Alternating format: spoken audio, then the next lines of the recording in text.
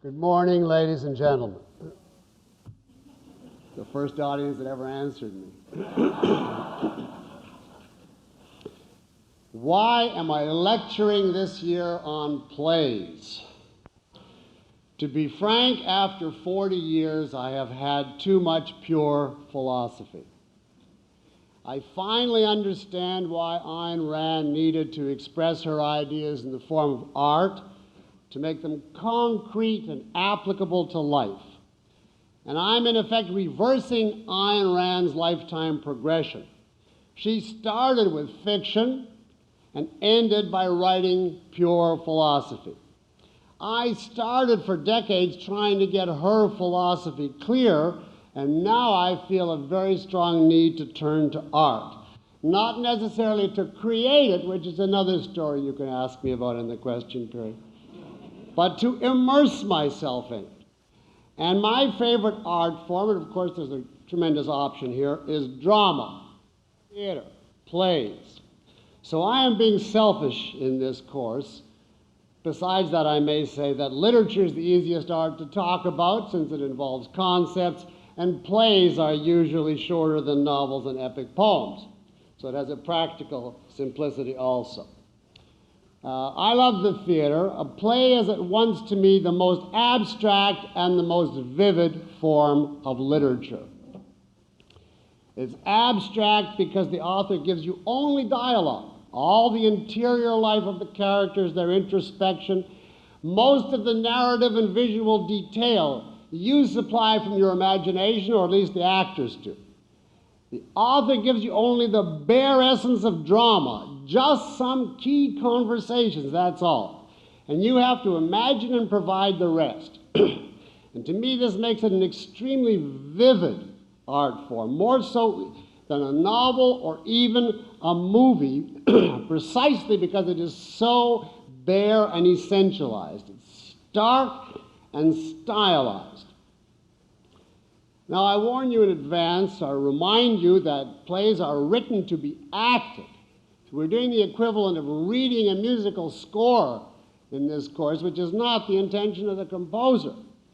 You have to read it imagining that it was perfectly realized on stage, brilliantly cast, set, costumed, staged, lighted, acted, directed. But that is not going to be our concern here. I wish to heavens we had a company that could stage these plays right after the discussion of them. It would be beyond a religious experience if we had. Our course is great plays as literature, in other words, with focus on plot, character, and as philosophy. Now a word about philosophy. I don't want my opening remarks to be construed as that I'm now indifferent to philosophy. I still need and want, as every human being needs, philosophy. In other words, abstract meaning, view of life. And I have chosen plays that I call great, G-R-E-A-T, by a twofold definition of the term. Great as art in terms of aesthetic execution, brilliant plots, heroic characters, etc., and great because they include, not necessarily explicitly, but at least implicitly, a total philosophy. They are not plays narrowly devoted to one theme. There are many excellent, magnificent plays which are one theme or narrower plays, such as The Miracle Worker, for instance, or many of the plays of Terence Rattigan. But I have not included those in this course because I'm requiring for inclusion a whole view of life be implicit in the play, including metaphysics, epistemology, and ethics. Now, this combination of a total philosophy and an aesthetic execution of genius is so rare that only a handful of such plays, to my knowledge, are extant in the entire Western canon. The only one that I know of that I am omitting that is great on all accounts that should qualify for this course is Cyrano de Bergerac. That certainly belongs in this course But it's simply too well known, I think, to an objectivist audience. And that's the only reason I had for omitting. You will see that there are no pure comedies in this course. I don't know of any comedies that fulfill these criteria. But they're not all heavy tragedies, although they incline that way. Now, this kind of play, the kind we're going to focus on, adds, in my opinion, to the very quality of your life. Quality in the sense of scale of vision, as against the trivial or even boring routines and repetitions of daily life. And quality in the sense of uplift or exhilaration, which is possible even in the case of such an awful tragedy as Othello.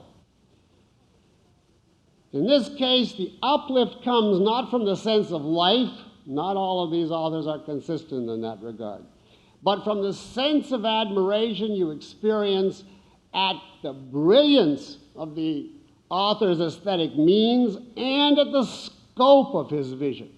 Scope does not necessarily mean truth. It means the grand scale survey of the total universe. I draw in my mind a very firm line between amusement, casual amusement, and great plays. The former can be fun, it kills time, it relaxes you, it can be like having a Long Island iced tea. But the latter is a metaphysical experience, deeply moving and profound. And my test here, just subjectively and emotionally, is my life better for having experienced this play? Now, I would certainly not say yes about the vast majority of the movies I read, for example, even those I like. Nor would I say yes about most of the plays. But I would definitely say yes about the great plays, about all the plays in this course, even the ones I violently disagree with. I would not want to have lived and died and not had the experience of confronting and reading these plays. Now, all these plays, as I've said, have a philosophical meaning, in effect, a whole system of philosophy implicit in them. But they are not only philosophy. And I want to ask you not to read them as ideological policemen. Read them first as plays, as art.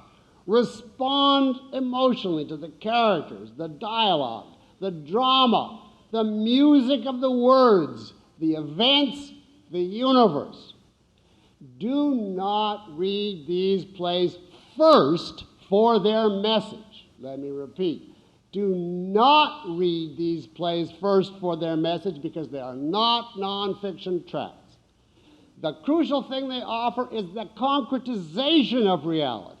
You know the objectivist definition of art, the recreation of reality according to an artist's metaphysical value judgments. The creation of a world. And to get what a play has to offer, you have to enter and live in that world. And you do it at first without being able consciously to identify what kind of world it is. First you have to see it, and only then can you define it. So you have to just let yourself go in your first reading. Let the story take you over. Submit to it as to a lover that you are going to judge later. But right now you want to experience the quality of the foreplay or the climax. Let yourself be led by it or raped by it if necessary. Do not let yourself say, aha, this character just uttered the primacy of consciousness. That one is a total altruist, etc. These are not a set of ideological cues, and you are not engaged in a mindless stimulus response reaction here.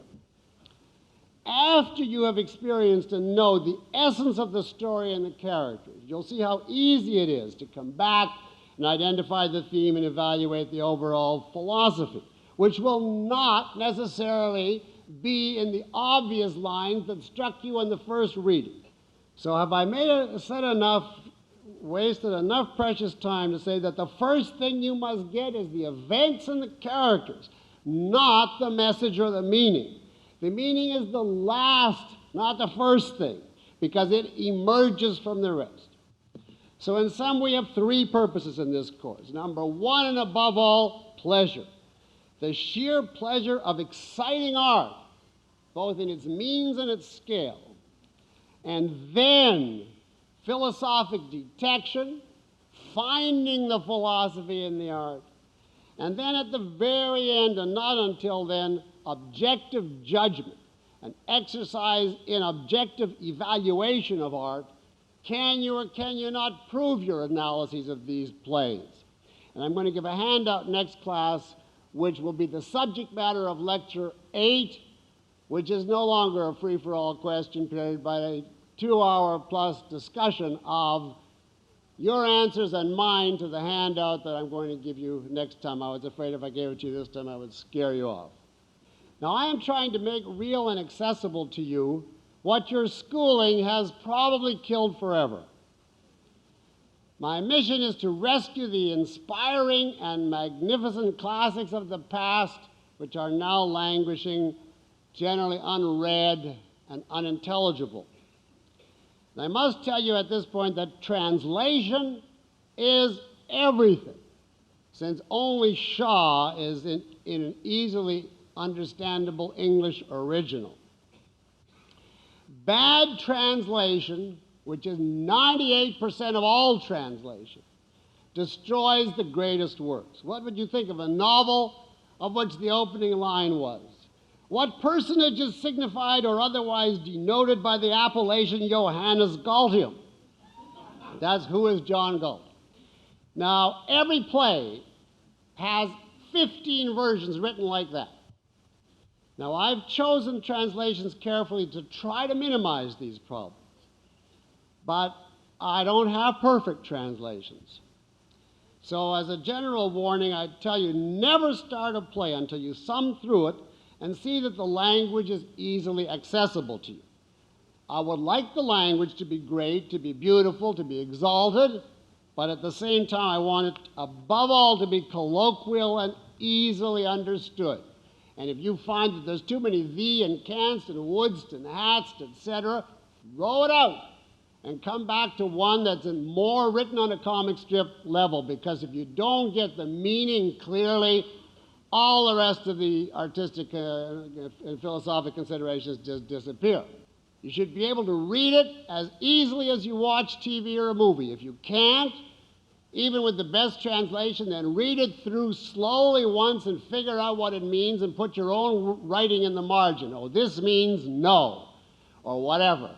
And then read it through properly. But until you get that problem out of the way, you can't turn to the play.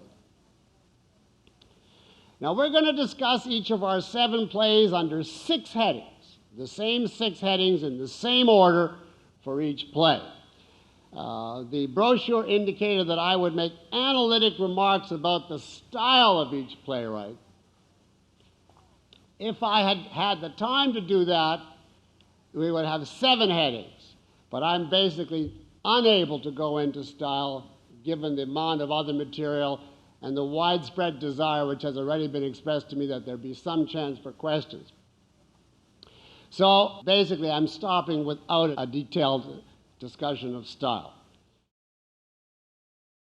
And in our 6 points, they'll emerge this morning as we go through Antigone. Let's plunge right into number 1, which is just simply introduction.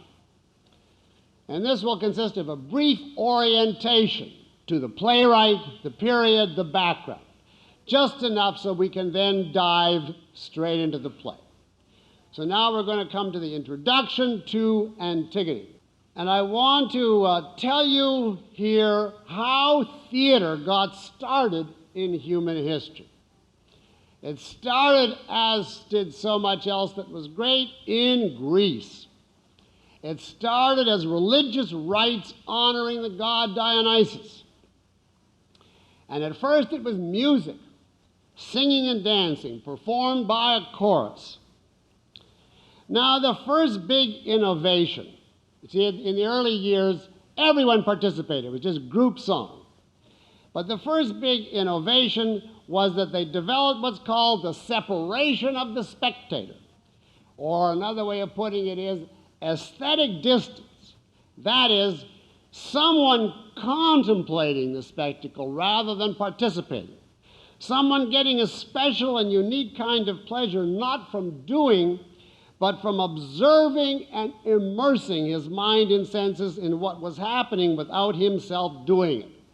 That was the birth of performance art before spectators. And that was not yet theater, that was a concert, basically. It occurred to someone to introduce one other element into this situation. That is narrative, story, plot line, taken usually from Homer or Hesiod, Greek mythology, almost always already well known to the audience, but now they had the idea of enacting these stories to the music in front of the spectators. And that was a definite development at a definite time period. And so for the first time we had a fusion of music and narrative being contemplated by a body of spectators. Or we had singing and story as a spectacle contemplated for its own sake. Or poetry and plot enacted on a stage. And that is the birth of drama, something utterly new and wonderful in the world. Now, since this is the background and it evolved from the worship of the god Dionysus, the religious features of Greek plays should not puzzle or bother you. Every once in a while there are various hymns to the gods, and that's simply a survival of the earlier origin. The chorus itself is a survival of the period when it was primarily a singing art. And in the actual ancient Greek plays, the actors spoke, but the chorus sung. And at first there was only one or two actors, and then they added more and more actors, and gradually the chorus began to shrink. But I don't think you should be put off by the chorus. The chorus has functions which all modern artworks have, only it's not given to so obvious a device as a group of people commenting from the sidelines. The chorus is valuable as a device of exposition. It tells you things that happen before the play or off stage. It's great as a vehicle of community reaction. If you remember the cocktail party in the Fountainhead movie, we want to know what people think of the Enright building, and they zip from one couple to another at the cocktail party. Well, the chorus basically fulfills that function. It's a taste of what the community thinks about the latest development. In Antigone, the chorus is a particularly undistinguished group of fence-sitting pragmatists who are afraid of Creon. The chorus can function as the single actor in the story. It might, but it doesn't have to be the expression of the author's view. It can be a tool of special emphasis. As a rule, I would say take the chorus as a single person, as a character. Forget that it's a chorus and don't let it throw you. Now, a few words about Sophocles himself. You know there's, of course, the big three, not counting Aristophanes, who wrote comedies. There's the big three serious dramatists of Greece, Aeschylus, or Aeschylus, Sophocles, and Euripides. Now, I made my choice from Greece on this basis. Aeschylus is too religious for me. Euripides is too journalistic, too socio-political.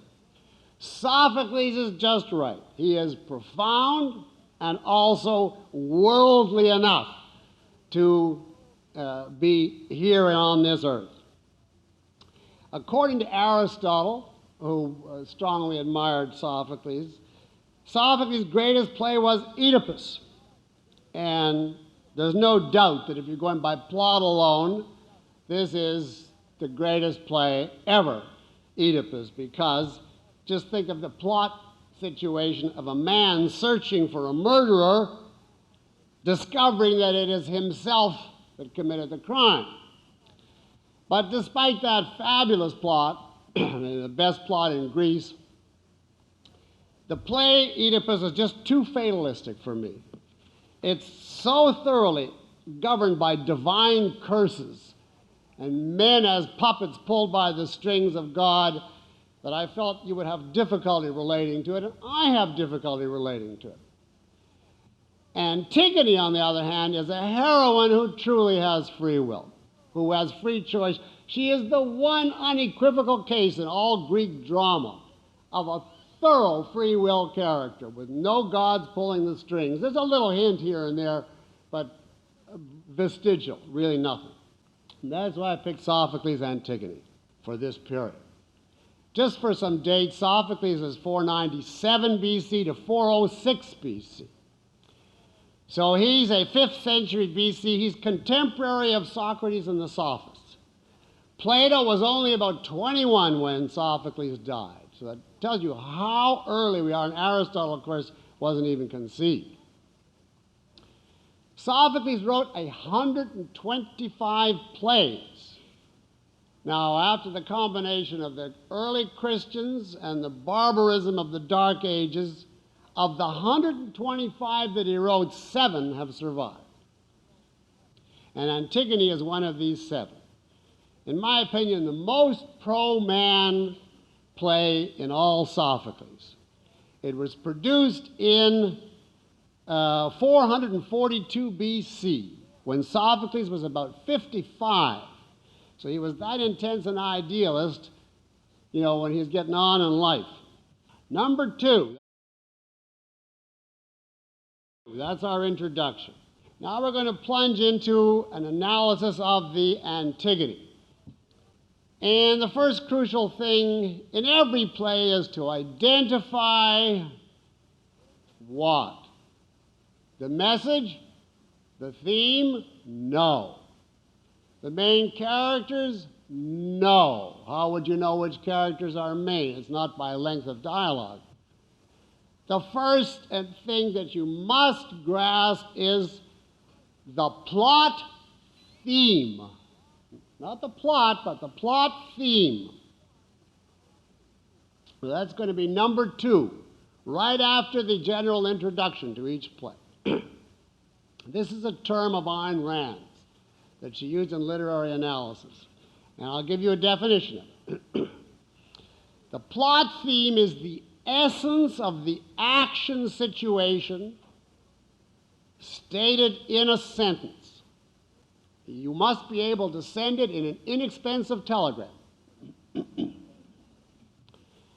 The essence of the action situation stated in a sentence. Now, the word essence is in there, and the word action is in there, and those are both essential.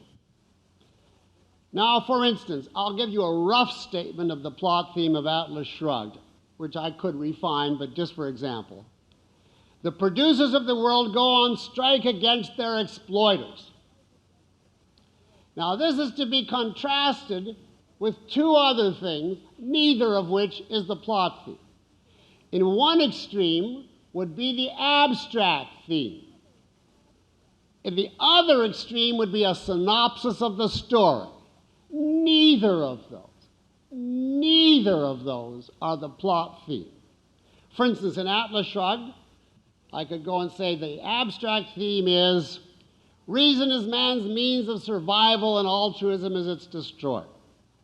That does not tell you the plot. It does not tell you the essence of the action situation. It is not a statement of a situation with characters, events, so on. It doesn't say somebody does something, which is required for a plot theme. Nor would it be a plot theme to say, in Atlas Shrugged, the producers discovered that the most important issue in life is reason versus mysticism. That is purely cognitive. That is philosophy, not a story. A story cannot be simply somebody learned something important. Now, if one mistake in identifying the plot theme is to equate it with philosophy, the other mistake is to equate it with a synopsis of the events.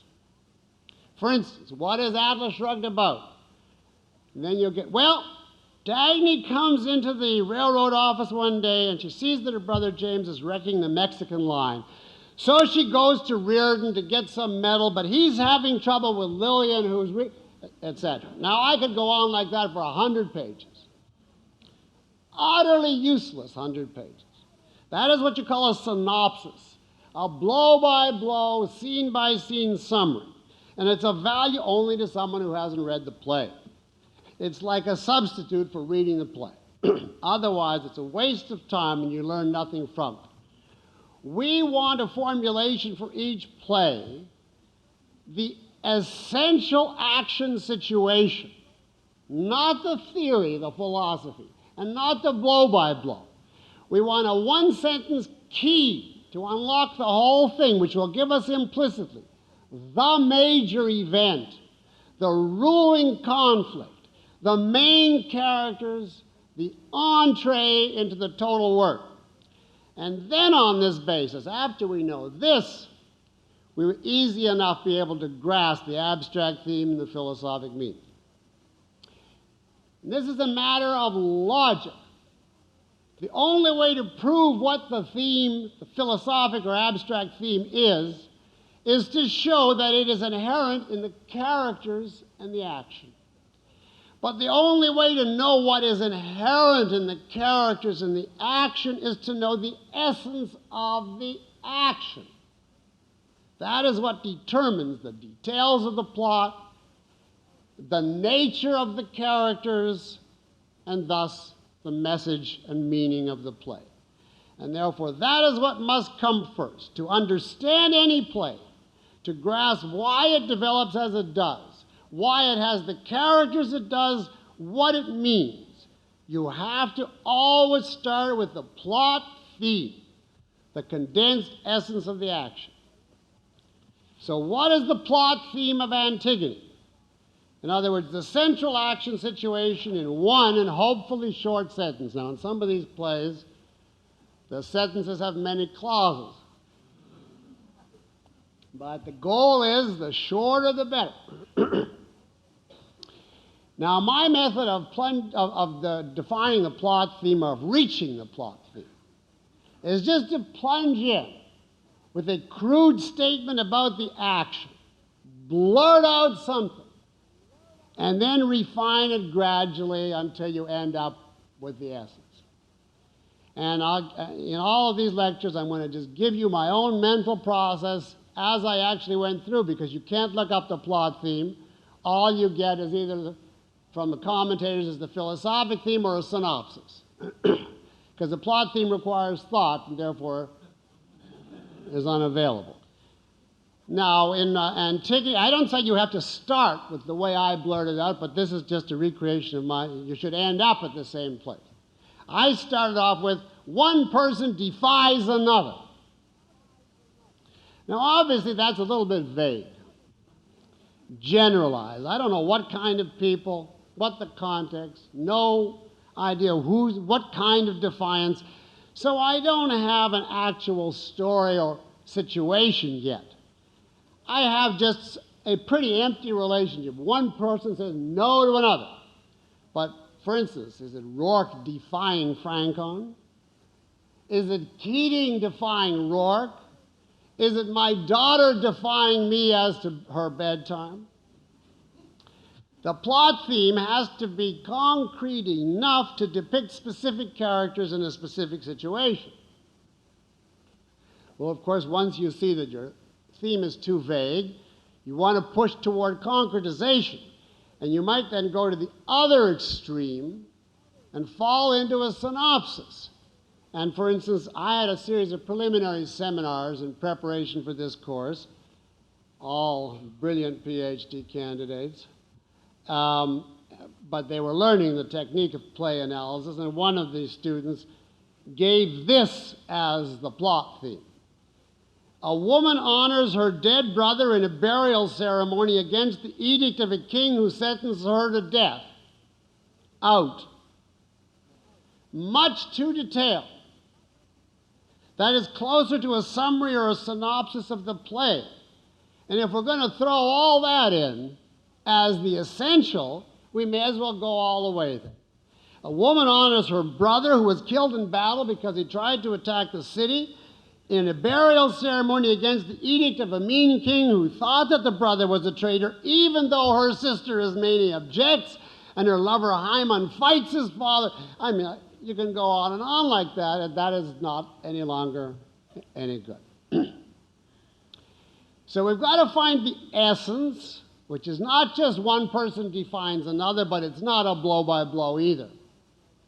Now I'll go right to my answer and then defend it. You can take this down. If you take anything down on any play, the most important thing is the plot theme, because every word I have chosen deliberately, every word needs defense, and I have to be able to defend why each word is in it and why only those words, why I left out what I left out. So these are highly calculated. This is my definition of the plot theme of Antigone. A young princess defies a powerful king over a moral issue. A young princess defies a powerful king over a moral issue. Now, this gives us a specific and real situation, and yet it's not a concrete bound synopsis. It gives the action of the essence, and let me defend it in steps. Young princess. Well, I have to give some identity to the defier. Princess conveys sex, which is an essential of a real person, and also stature. It's somebody high-born, and that suggests potentially strong-willed, independent, proud, as opposed to a young scullery maid, who you would expect to be a little more withdrawn. Now, young, however, suggests her age, her inexperience, potentially her vulnerability, perhaps her youthful idealism. So young princess gives you something to work with. It suggests a real character, a real types of situation. Now, what about, why not just defies a, why do I put defies a king? Well, obviously it would be a different play entirely if she defied her grocer. And why do I put powerful king in? For the sake of literal accuracy, because she defied Queen Elizabeth II, no play. This had to be a king that can do something if he's defied. And now, the third crucial thing that has to be put in, defies over what? That is the most crucial. Is it over a whim? Over her boyfriends and her dating? How long she can play Nintendo? Which is a continuous moral issue in my house. No, it's over a serious question of right and wrong. A serious moral issue. I didn't put the word serious in because it's implied. If she's willing to stake so much, it's a serious issue. Now notice that the specific moral issue is not included in the plot theme. That is a detail. The burial of her brother in another variant of the same play could have been birth control, euthanasia, turning her parents over to the secret police. There's 100 different moral issues that would make the same essential plot theme in the same essential play, the same conflict, the same meaning. What counts is that it's a moral issue, not a financial one. She's not in need of money. Not a romantic one. The thing does not revolve around, will she and Hyman get together? And not just, she feels like it, to hell with it, she's going to assert herself. She feels a solemn moral issue that she is bound by, and that defines the level of engagement and the type of conflict. And so I come up with, now it's easy in Sophocles because plot themes did not get to be very complex at this stage. They had just barely been thrown into the mix. So we get a young princess defies a powerful king over a moral issue. Now, as soon as we know the plot theme, we must right away, as still part of that same number, state the defining conflict of the play. The defining conflict. Every great play depicts conflict. Every great play depicts conflict. One character pursues a value, another opposes it or pursues the opposite, and they clash head on. That is the heart of a play. That is why we call it drama. And then, of course, comes the resolution. One wins or maybe both lose. But if there's no conflict, that means there's no story, no values, no play. To grasp the nature of a play, therefore, right after you've done the first thing, which is identify the plot theme, you state the essential conflict. And remember, we're not stating it in philosophic terms here yet. We're not on the level of abstractions. We state it in terms of action. And here the essential conflict is between which two characters? You can read it off of the plot theme. The young princess and the powerful king, Antigone and Creon. And what is the conflict in action terms? We don't know yet from deeper meaning. She wants to take a certain course of action. She wants to bury her brother. And he intends to stop or punish it. He forbids it. That's it. That is the central conflict of the play. The action conflict. Now there are many other conflicts, especially in a great play. But in a really great play, all of the other conflicts revolve around or are derivative from the basic one. For instance, Hymen versus Creon is fighting. He's fighting his father because he's on Antigone's side in the main conflict. Antigone versus Ismene. She loves her sister and doesn't want her to get involved in this struggle to the death. Eurydice versus Creon. She's enraged because of what happened to her son as a result of Creon standing up to Antigone. Tiresias versus Creon. He tells him what the gods think of him. So the play, as any great play, is jam-packed with conflicts. That's an essential of a great play. But they are not just a series of, I hate you, you hate him, she hates her. They all flow from and are integrated to a central conflict. And to understand them, you must know that at the outset, and if you've stated your plot theme correctly, the central conflict should leap right out of you. In fact, in a sense, the plot theme is nothing but a statement of the central conflict, in action terms. All right, number 3. Every plot theme is developed. So we call this plot development. In other words, the author, having conceived the plot theme, has to concretize it, dramatize it, figure out a certain order of events, and then tell it as a step-by-step story. So once we have the general plot theme, the next step is, how does this translate into a story with what Aristotle called a beginning, a middle, and an end, which are the 3 crucial parts of any play, if it's worth talking about or reading. Now, before I give you the plot development, or we can also call it the plot structure, which is the concretized implementation in terms of a series of events of the plot theme, I want to give you some observations, assuming that Sophocles began with the plot theme, of what he would have had to do to get from this plot theme to the actual story. Now, I don't have any historical records of this. I'm just recreating what I think would have to be the type of process. Well, of course, he had to choose the particular moral issue he was going to dramatize. And he picked a very common Greek principle, the importance of respect for the dead and of giving proper burial to the corpse.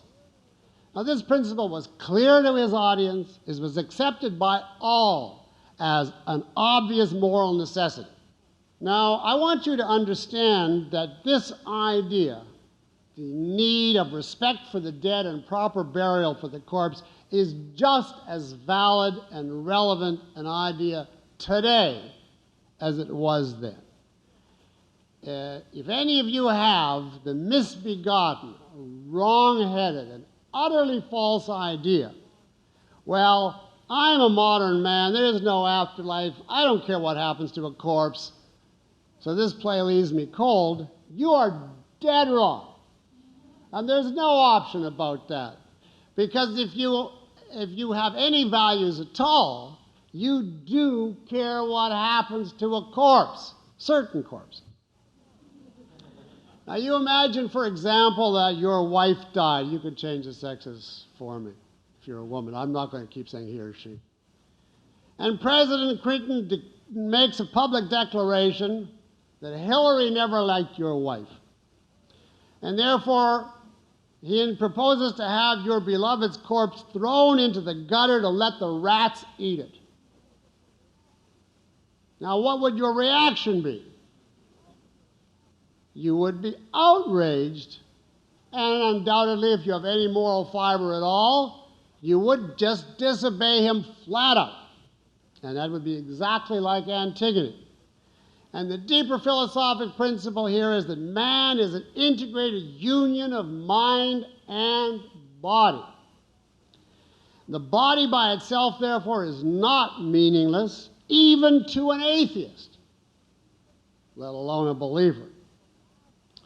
The body is the last vestige of the great value that once was, and as such demands respect. And you can see our attitude today, our valid attitude, even in regard to transplanting organs from dead bodies. The legitimate agony and conflict that families go through in regard to mutilating the corpse of the beloved. I have had, in the form of this problem, I had to write a living will. And it was a ghoulish thing in which, at a certain point, they itemize all your main organs, and then you have to match up which donor. Do you want your liver to go to this organization, your kidneys to this, and so on? And at a certain point, I said, absolutely, I'm not giving my kidney to that place, you know. So it made a difference to me. Now you'd say, well, you're going to die, so what do you care? But I cared in the sense that that was me, and so far as I can dispose of it, I want to treat it properly. It comes back to the question why there are burial ceremonies still to this day. Because the body remains a symbolic value even after death. Antigone's burial of her brother is a concretization of her reverence for values, her reverence for her brother's person. You remember her speech about how irreplaceable her brother was to her. And as such, we moderns should absolutely be able to sympathize and care about her plight with none of that feeling of, well, we're above corpses. So suppose he picks that moral issue. Now he must devise what we call the backstory, one word. In other words, the preceding events which form the context of the present. Characters don't act in a vacuum. They need a situation that has already taken place as the framework. And every play has that kind of framework. It's called the backstory. What happened before the story started? And here Sophocles takes the backstory straight from Greek mythology, and he doesn't bother telling you in the play because he assumes his audience knows this stuff inside out. In later centuries, it becomes a feat of skill to sneak this backstory in without boring the audience so that you find out all the things that you need to know without feeling the author is saying, hey, before we get started, I want to let you know so and so and so and so. It becomes a genius of exposition, it's now called, but Sophocles is taken for granted. In any event, here is the backstory that he took from Greek mythology. Two brothers fall out over who is to be the heir to the throne when their father dies. The father was Oedipus. And their uncle, Creon, was put temporarily in charge. They fight each other, the two brothers, and they both get killed. One was defending Creon, the other attacking him. So Creon naturally regards the attacker as an enemy, as a traitor. Now, we're given very little information about these two brothers and what they stood for. All we're given is generalized sympathy for Antigone and thus for her brother Polynices that she wants to bury. We're not told about either brother's politics. We have no idea which of them, if either is for freedom, which of them is either is for tyranny. There is no way to judge from the information presented in the play whether Polynices was really a virtuous man or not. We're merely given a clash, which we must take at face value. A rebel killed in battle. The king he fought is outraged. The sister who loves him is adamant. Now, I think you can, on that level, sympathize to an extent with both without having to know the political credentials of the various characters. All right, say now, we're still working out the plot development. We have a concrete issue and a backstory context. We need to milk it. There is no good drama that doesn't squeeze you and then squeeze you worse and then squeeze you worse and hit you in the face with the conflict. And this is where the real genius of the dramatist comes in. He has to make the basic conflict ever more exciting, ever more fraught with implications and suspense. And I call that milking it. Now remember, it all has to go back to the plot theme, the core situation. This is not Hollywood we're talking about. He can't take off in a spaceship war or suddenly have dinosaurs running across the screen. It has to be logically implicit in the plot theme, not in special effects. And this is where the real genius comes. Well, to recreate Sophocles' thinking in some terms, maybe he did it subconsciously, but just thinking aloud, first thing he must have thought would be, well, there has to be a penalty for Antigone. This useless play if she defies Creon, and he says no, and she says, I'm going to anyway, and he says, okay.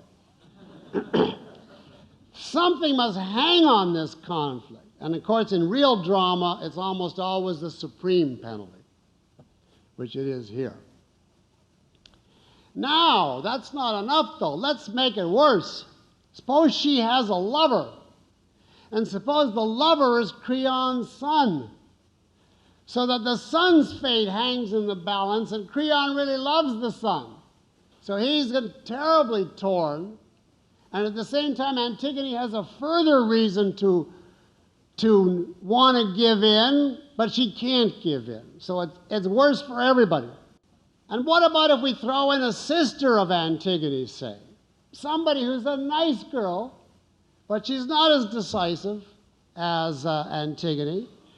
She tries to stop Antigone, but she's torn. Maybe Antigone is right, but she loves her, so she wants to take her side. So Antigone will have to deal with that too. And then what about if we throw in a mother of the lover? You see how you can go on. And you created a whole nest of characters at each other's throats, all stemming from and expressing this one fundamental conflict. Now, in a really great dramatist, this goes down to every detail. Every detail milks the conflict. So, for instance, you do not see what you see on TV. You don't have the messenger come in here at the beginning and say, hey, king, they tried to bury him. No, that would be awful. We need a buildup. We need, even for that little piece of information, Creon is raging. The messenger is terrified. He has to speak, but he's afraid to speak. Even he is in conflict, so the note is struck before the action even begins, to do it or not to do it, to defy him or not.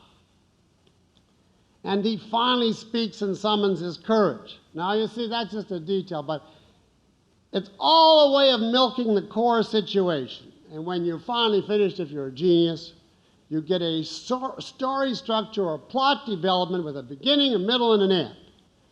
Now, that is the three parts of all good plays.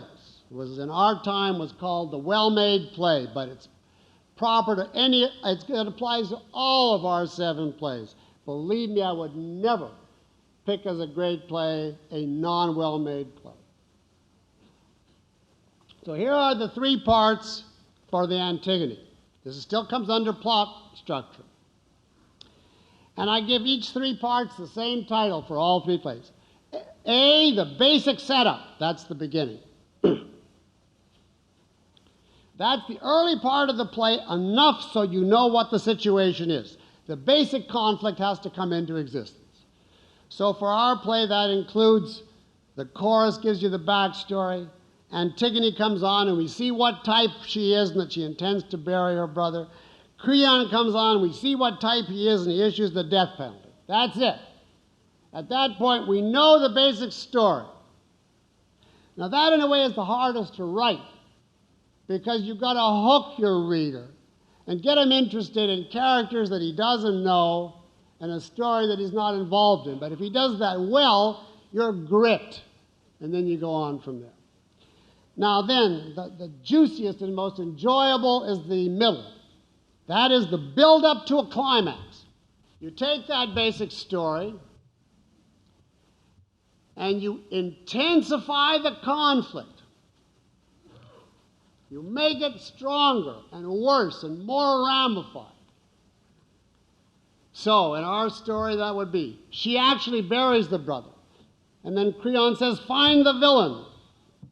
And Antigone confesses proudly, and he says, it's death for you. Now, is the play over? No. Because after all, he may still relent when the chips are down, and she may. So we still haven't reached the top of the rise here. We have to find out what's going to happen when each of them is pushed to the limit. So first we see Creon. Hymen and Creon fight it out. Creon is adamant. He will not relent under tremendous barrage of logical argument from Hymen. That is wonderful argumentation, brilliant poetry.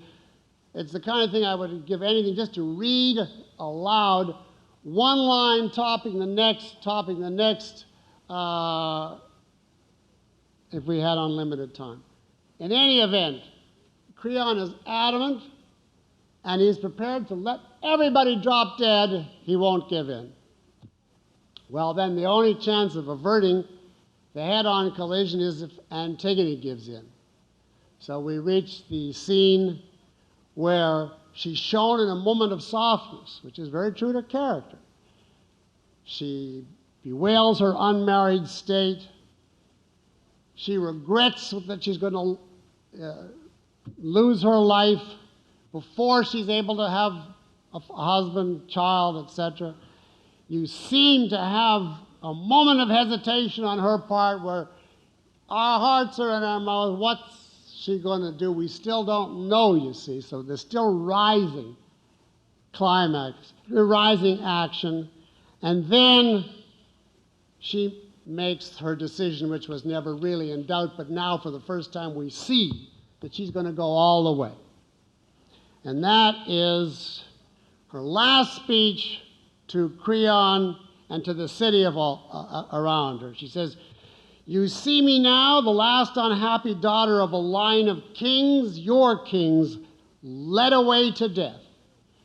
You will remember what things I suffer, and at what men's hands, in other words, at what kind of swine, because I would not transgress the laws of heaven. And she turns to the guards and says, come, let us wait no longer. So they're not dragging her to her fate. She stands on her code and says, okay, let's get it over with. Now that is the climax of this story. The definition of a climax, which every good play has. It's the point in a story where you grasp what is ultimately going to happen. Which side in the conflict will finally triumph? Or conceivably, both would win or both would lose, but typically one wins and the other loses. A climax is the point in the story where you grasp what is going to happen ultimately. Which side in the conflict will win, which will lose. And that is the end of the second of the rise to the climax. At this point, you know that Antigone is going to be crushed. It's irrevocable because she's inflexible and a powerful king is committed. And that leaves us only the resolution, the third. Now, in a great play, this resolution should be fraught with suspense. Because even though the climax has told us what to expect, we don't know how it's going to happen. How will she die? Who will go with her? What will happen to Creon, etc.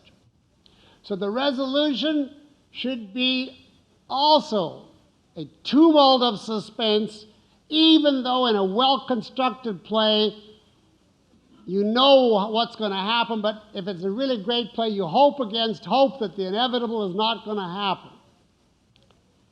Here, the resolution starts with this plague striking the city and predictions of doom.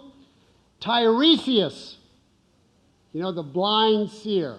Now, seers are always blind because they're not distracted by this world. They're in touch with another one. And of course, he's an entirely sympathetic character as drawn by Sophocles. He confronts Creon and terrifies him with the information that the gods are angry because they had said corpses should be buried properly, and Creon had arrogated to himself the right to cancel their decree. Creon gets scared fast. He rushes to atone to bury Polynices and save Antigone, but just at the expense of taking 1 minute, but for what I think is an exquisite scene. We saw her lying. This is 234 if you have the translation that I mentioned. She had made a noose of her fine linen veil and hanged herself.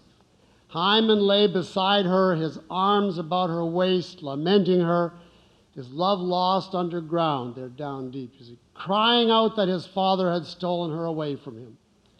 When Creon saw him, the tears rushed to his eyes, and he called to him, "What have you done, child? Speak to me. What are you thinking that makes your eyes so strange? Oh, my son, I come to you on my knees." But Hymen spat in his face. He said not a word, staring, and suddenly drew his sword and lunged. Creon shrank back, the blade missed, and the boy, now this translation says, desperate against himself. A better translation says, torn between grief, rage, and penitence, drove it half its length into his own side and fell. And as he died, he gathered Antigone close to his arms again, choking, his blood bright red on her white cheek. And now he lies dead with the dead, and she is his at last, the bride in the house of the dead. I can't even read that without tears coming to my eyes. That is what you call a Greek tragedy. That always gets me, that passage. And I put it to you that if you have that similar effect, something that powerful, that in the context of anything, you're lecturing early in the morning to hundreds of people, it makes you cry, that is a great play. Just one scene like that is all you need for a great play. Now let's just, Diana's telling me that our 6-minute break is coming up, but just so that I can feel that, because we did start 5 minutes late. We made a start on number 4, characterization. And that means we have to identify the main characters, not all the little ones. It's like plot theme. Plot theme gives us the main event. Characterization now gives us the main characters, including their motivation. And we should be able to read it off from the plot theme, because we need the characters required to enact the plot.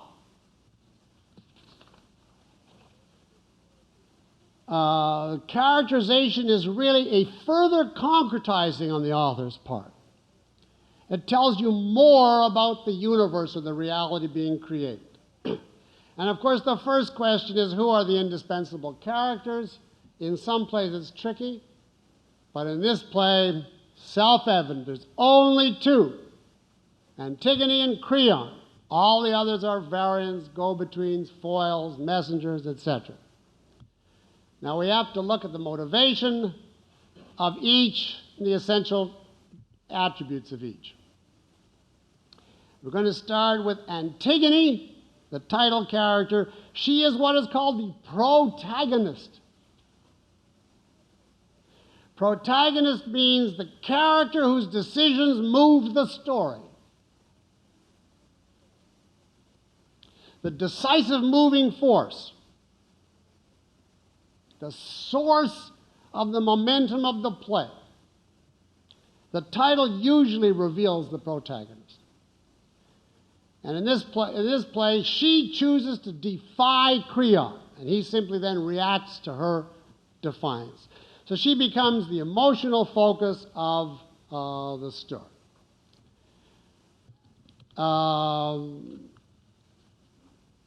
Let us take a 6-minute break here. So I would like to suggest that if you're going to use the facilities, you make a mad dash, and if you're not, just get up and stretch, because I'm really going to start at 11:29:06. The central characters, if the play is to be a success, must have strong and opposite motivations. And that must be convincing to you. That way we have a battle of values throughout the play. The more that the life and the future of a character hinges on the depth of his passion for something, the more our excitement and involvement. So the characters have to be passionate, but of course they have to also be convincing. Not just empty floating abstractions, but real, possible, alive. Now, Greek drama has the wonderful blessing that the protagonists are always alive with passion for something. And Antigone is a wonderful example. The depth of character that Sophocles could bring off in just a few scenes with a handful of lines of dialogue is amazing. And that in itself, as a feat of characterization, entitles him to the reverence of the ages as an artistic genius. Now, of course, we know in action Antigone loves her brother, and she's dedicated to the burial rites that he deserves, even at the risk of her life. But more broadly, she is an idealist. To her, values, the morally right, comes above everything else. Even she will risk her life for them. She's clear-sighted.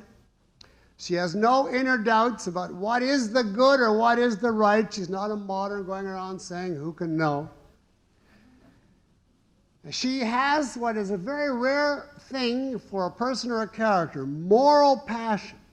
Not just personal passion for the man that she loves, but passion for the good and the right, the passion of a moralist. And she determines the good independently, at least independently of her society, independent of the government's decree. She's willing to stand alone against the world. So she has, as one person put it, the strength of a man. She's even stronger than a man, as the Greeks imagined these things, combined with the nature and desires of a woman who can lament that she is to die before she has known bridal bed or the nurturing of children. Here is her final, unrepentant, unyielding statement. I have done no wrong. I have not sinned before God. Or if I have, I shall know the truth in death. That is obviously a technicality that she's putting in just to cover the record. She doesn't believe it for a minute. She goes on, but if the guilt lies upon Creon, who judged me, then I pray may his punishment equal my own. That is a true, strong Greek sentiment. My last thought is he should get what's coming to him for treating me this way. In short, she is utterly strong, admirable, great, and womanly. Now you might think that commentators would strive to outdo each other in singing her praises. Here is just a brief sample of standard interpretations taught regularly to college students from coast to coast. I wouldn't even dignify by telling you the name of the textbook from which I took these. Antigone represents the emotional resistance of the female to the ordered male reason of the state. See, Creon is law and order, rationality, and Antigone is female rebellion and unpredictability. Or another very common interpretation. After all, we all know that life requires compromise. And since she won't compromise, she's obviously a death worshiper. She has a martyr complex. She's a neurotic perfectionist.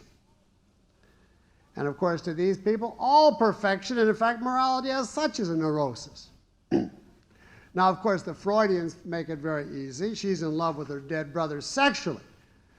And that's the whole motive of the thing, and she really wants to go back to his arms in the underworld, and that's it.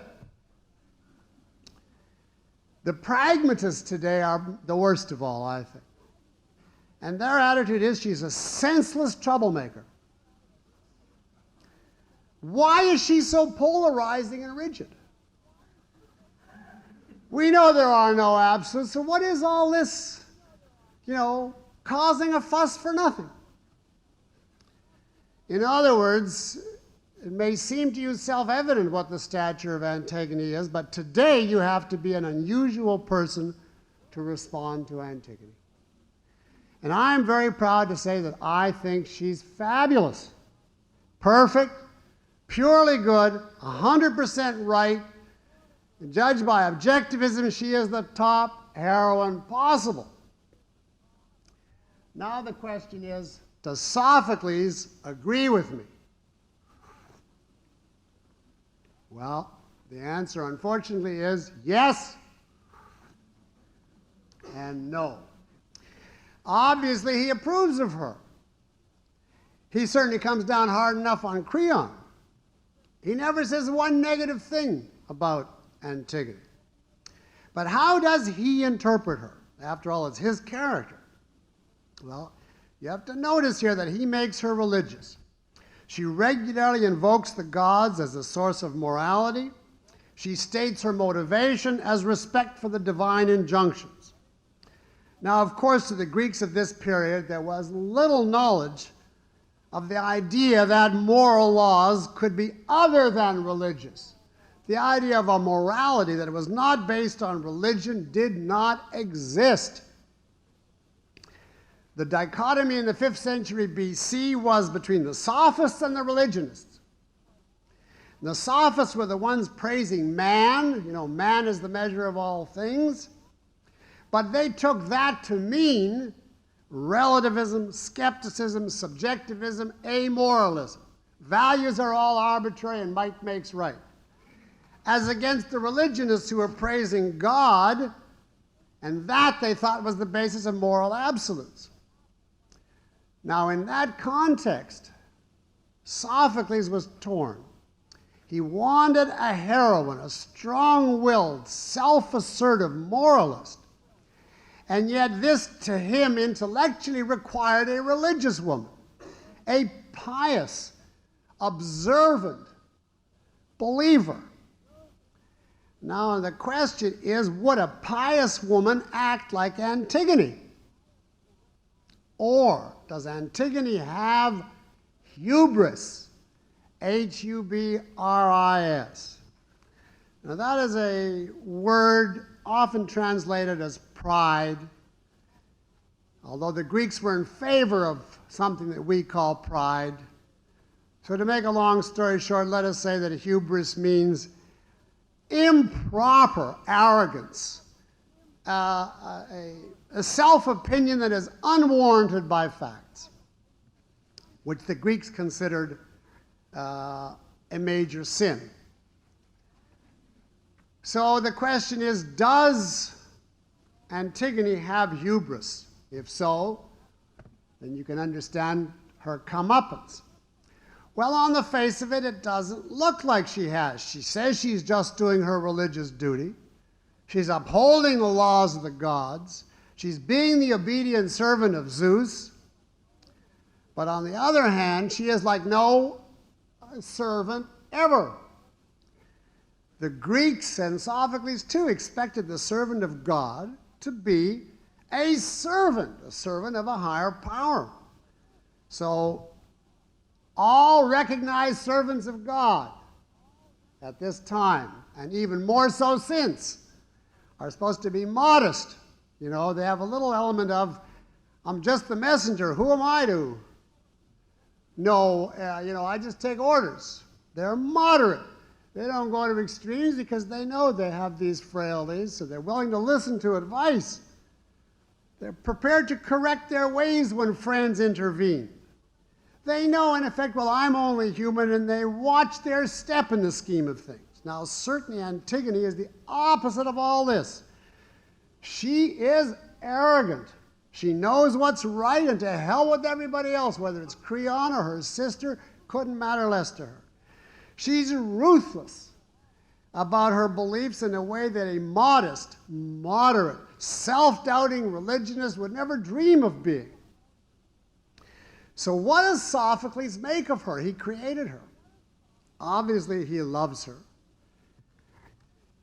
And I think the final answer has to be that it's unclear from the play whether or not she does or doesn't have the sin of hubris. At least we're going to have to wait a little bit to find out.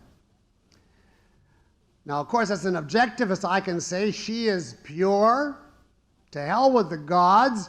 She is proud, and good for her. But what Sophocles' exact opinion is, you see, there's some grounds to doubt here. We'll have to get a little bit more evidence. Now, notice that Antigone is widely disliked by commentators on the ground that she is, and I quote, a cold egotist, which she certainly is. And here Christian commentators in particular like to point out Antigone's harsh rejection of her sister's belated support. You know, the sister comes and says, okay, I want to die with you too. And Antigone just brushes her aside.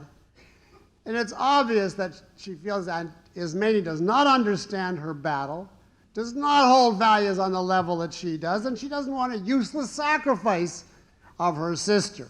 So she just brushes her aside. But of course, to the Christians, what a monstrous and unfeeling thing to do, rather than to nourish your sister and say, okay, you can die with me, etc. So you see, your philosophy is essential in interpreting and evaluating these characters. One commentator utters a truly wonderful sentence defining the character of Antigone. It's maybe the best sentence I ever found. I studied maybe 8 to 10 volumes for each of these plays of commentary, of analysis, and this is about the best sentence I ever found for capturing a character briefly. And he says, quote, she is in love with the impossible and has a fury in her heart.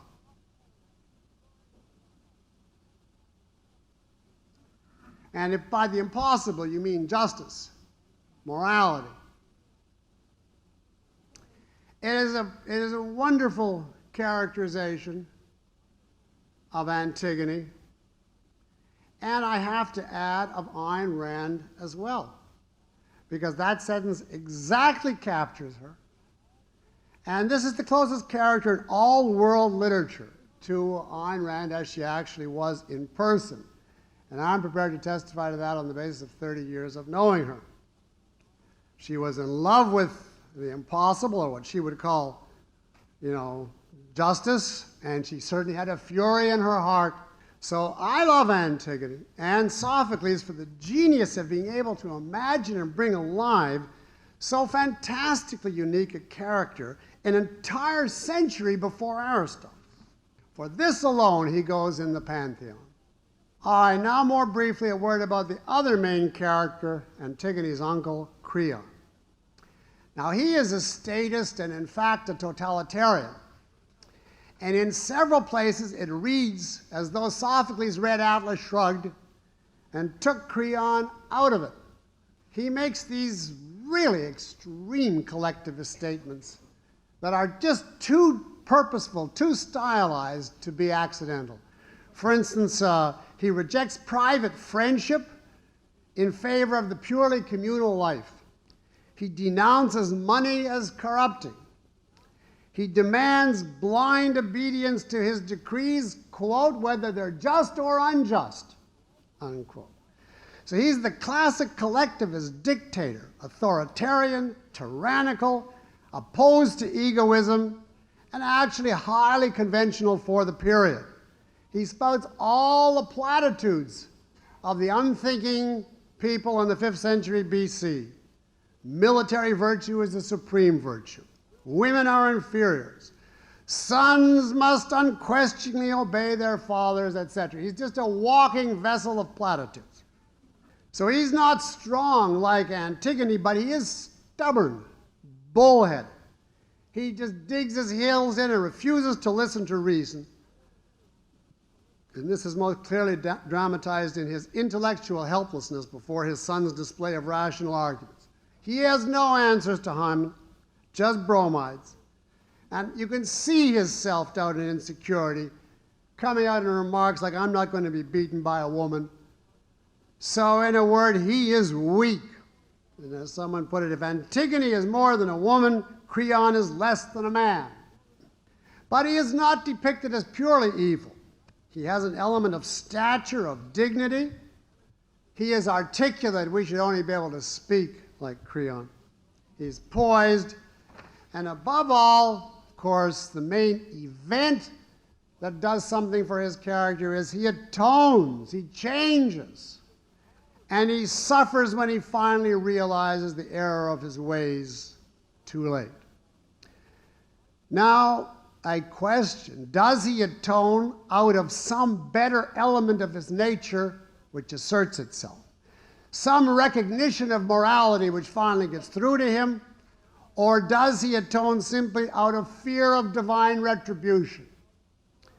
Now, I don't think the play is entirely clear, but the evidence to me leads toward he atones out of fear more than anything else, because his atonement is very rapid.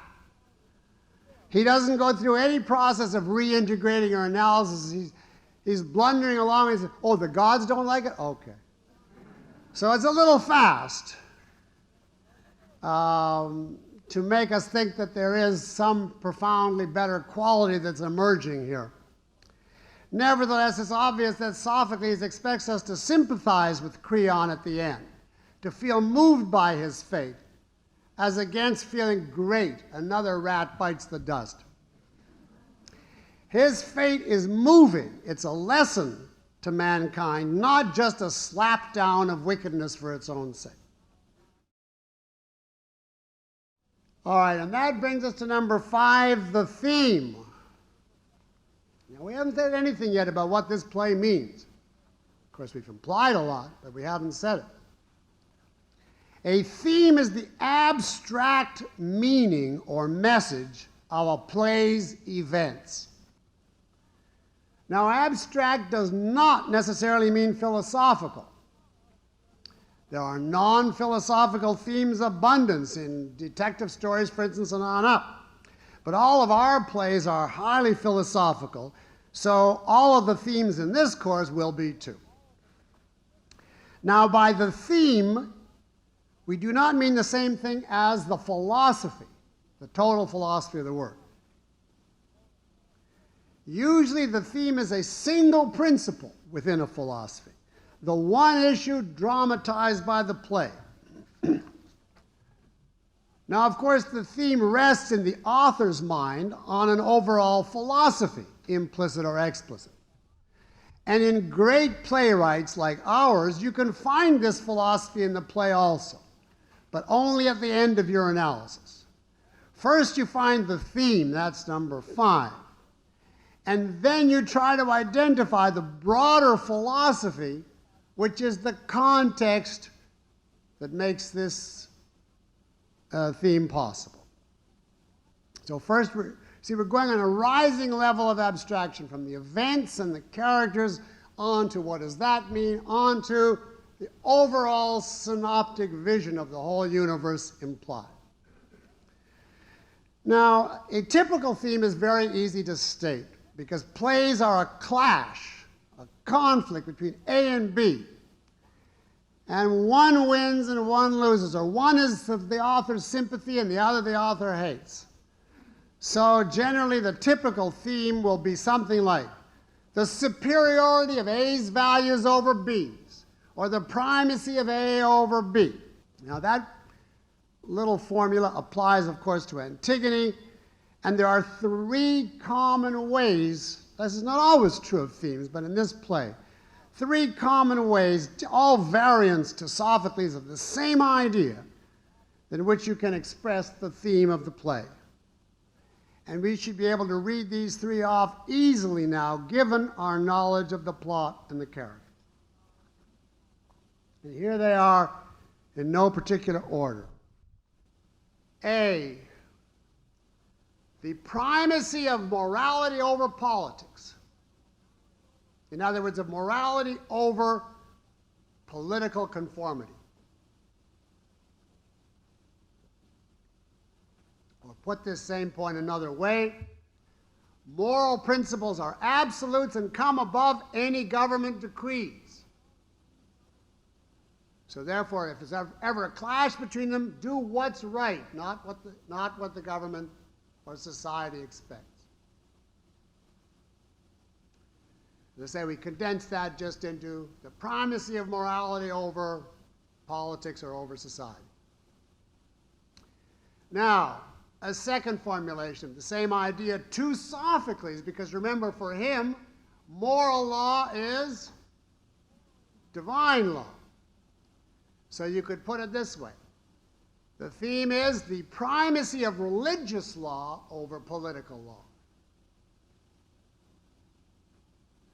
Or, as this theme is also expressed, of God's law over man's law.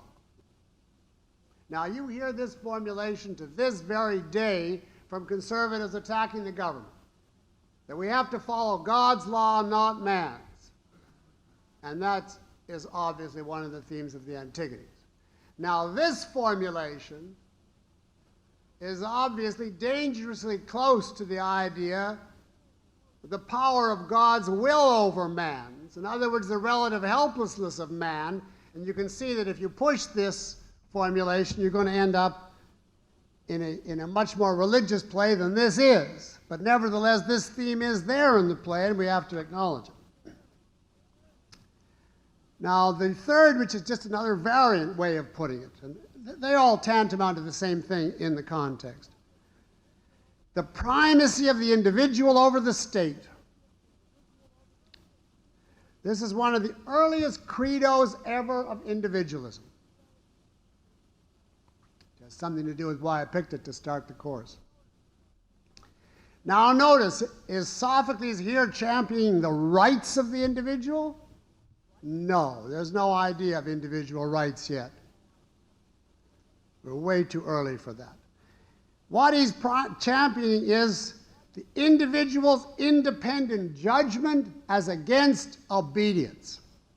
He's saying, in effect, you, the individual, must follow your own conclusions no matter what the authorities tell you.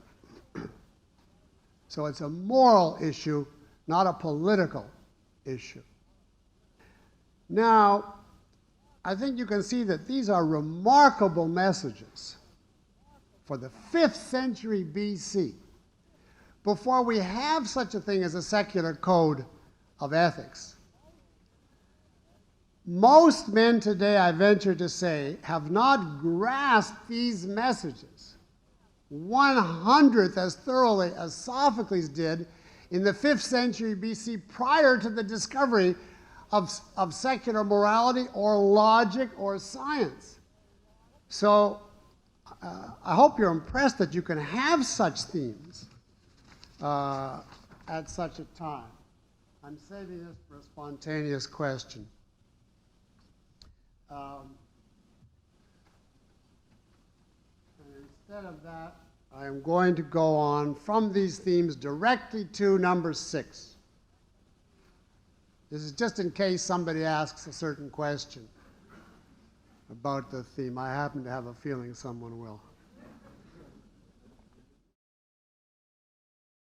All right, now I want to move in conclusion this morning, number 6, to the deeper philosophy of Sophocles. Now, I'm not going to get through it all today, but I want to set it up and then steal a few minutes from Shakespeare tomorrow and probably keep doing that all the way so that having got all this, you will have a question in mind to be answered in the first 5 or 10 minutes the next time. What is the deepest, widest meaning of all of it? What is he telling us in this play beyond the obvious theme? But the first question we have to ask is, how are we going to find out what this broader philosophy is? And there's only 2 ways.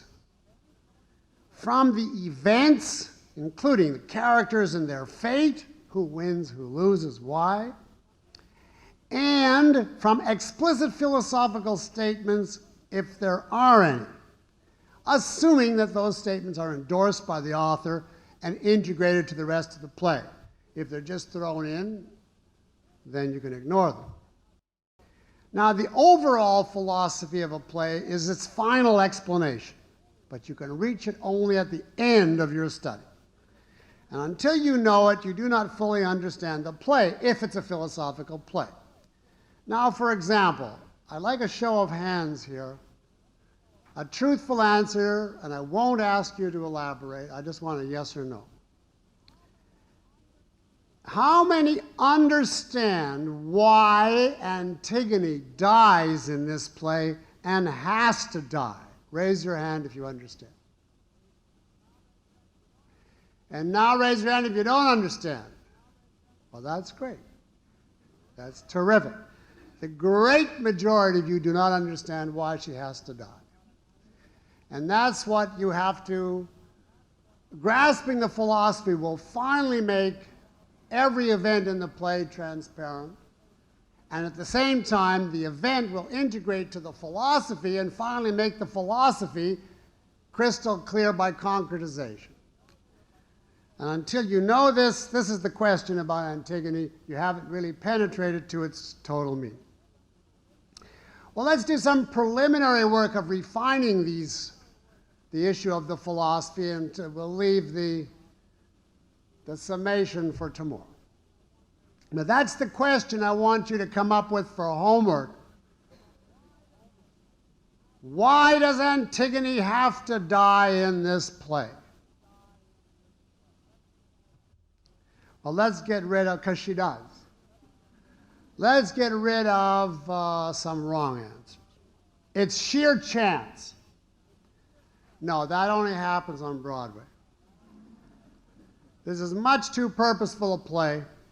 Everything in it is deliberate, stylized, selected. An event of that kind happening by whim would be simply unheard of in Greece. At least it certainly wouldn't get on the stage and survive for thousands of years. Well, is it a political statement? After all, Kira dies at the end of We the Living. And the message there is the necessity of a society that respects the individual and the inability of the unusual individual to survive in a dictatorship. So if that were the theme of the Antigone, then we could understand her death on the model of Kira's death. But that is obviously not the answer. I put the vehemence in it because I had a 35-minute fight with one of the students in the preliminary seminar who insisted that this was We the Living, this play. It is not a political play. It makes no reference to what a proper society would be like. It makes no suggestion of a different kind of government. They have no idea of individual rights yet. And in fact, if you know Sophocles, he wouldn't believe an ideal society would be possible to man anyway, even if we could figure out what it was. We'll see why soon. So this play has nothing to do with Creon's evil in not recognizing rights. Sophocles didn't recognize rights yet either, so that's not the issue. So why does Antigone, with morality on her side, suffer and die? Why isn't she triumphant? Why doesn't it end with a note of ecstasy that she asserted herself and she upheld the right? Well, you have to remember that art is metaphysical, and so is this play. It expresses a vision of man, of life, of the universe. That's what Ayn Rand called metaphysical value judgments.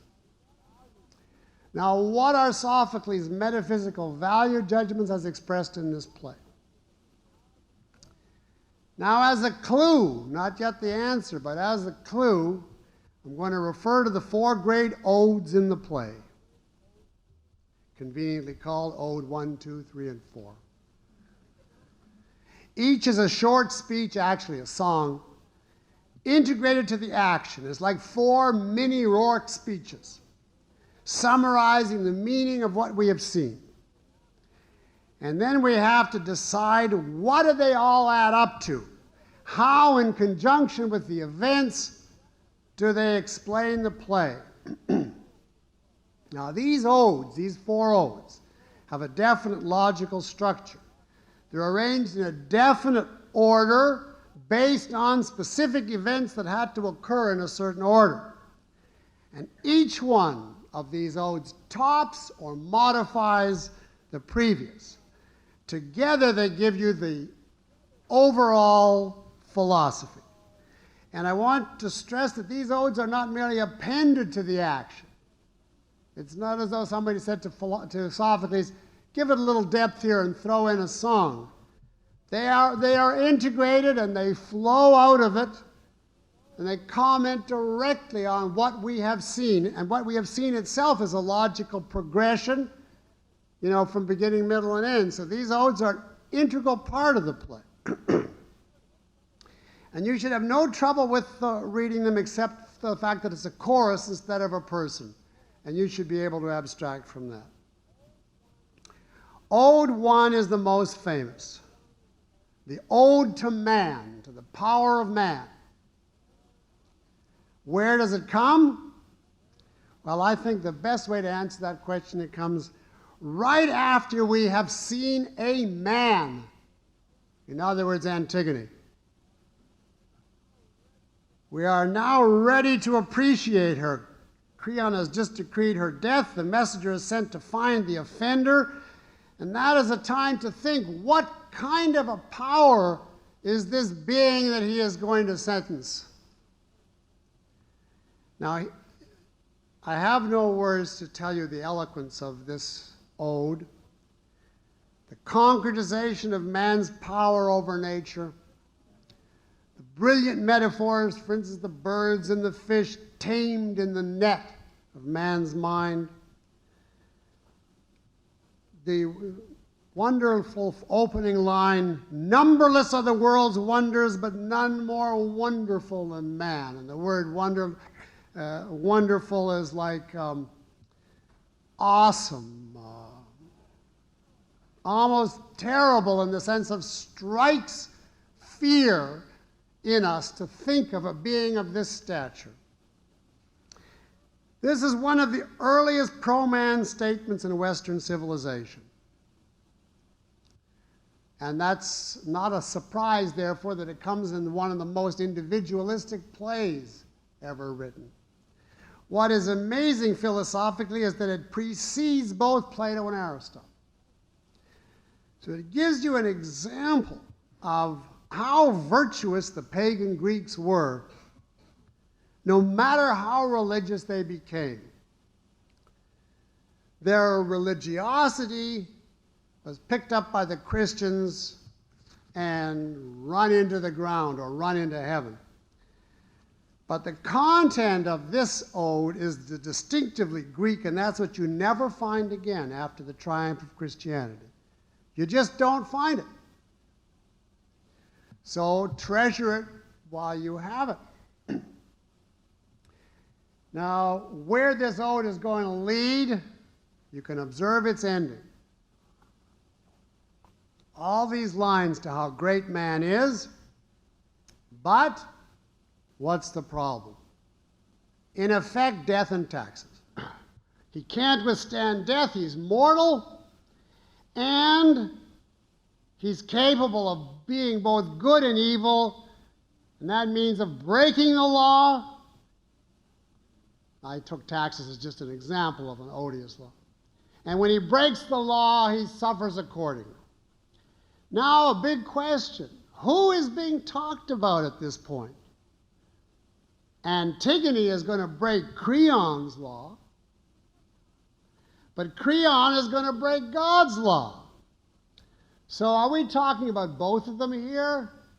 When we talk about the danger of breaking the law? Well, that's what you call a hook. It's a question that's thrown out, it's suggested by the action, and we'll have to consider it as the play continues. Now, if you had a little treatise here and said, no, I don't mean Antigone, he'd kill the suspense. We still are trying to find out, is Antigone right or is she wrong? So all he's telling us here is, man is great, but he must obey the law. Now, you can't quiz them and say, which law did you have in mind? Just wait and see. Now we skip to Ode 2, which occurs immediately after Creon has decided to take vengeance on Antigone. Now, the theme of this ode is not the power of man, but the power of God over man. Creon has captured Antigone, and here now we talk about the power of God's vengeance. Now there's a reference here to the curse on her father Oedipus and the implication that she's still suffering for the curse on her family. If we follow that line, we render the play nonsense because we make the whole thing devoid of free will. So I just ignore that, although that rendering is there. But notice that even if we put that aside, all of the formulations that are tremendously anti-man in this ode, anti-man and pro-God, such as, the dreams of men bring them ghosts of joy, or man's little pleasure is the spring of sorrow. You know, pride goeth before a fall. Or no great things come to mortals without a curse. So it's the idea of the illusory nature of human achievement, the sin of hubris, man as nothing in relation to God. Well, we have a lot of questions. Now, what does this do to Ode 1? What does it do to our interpretation of Antigone?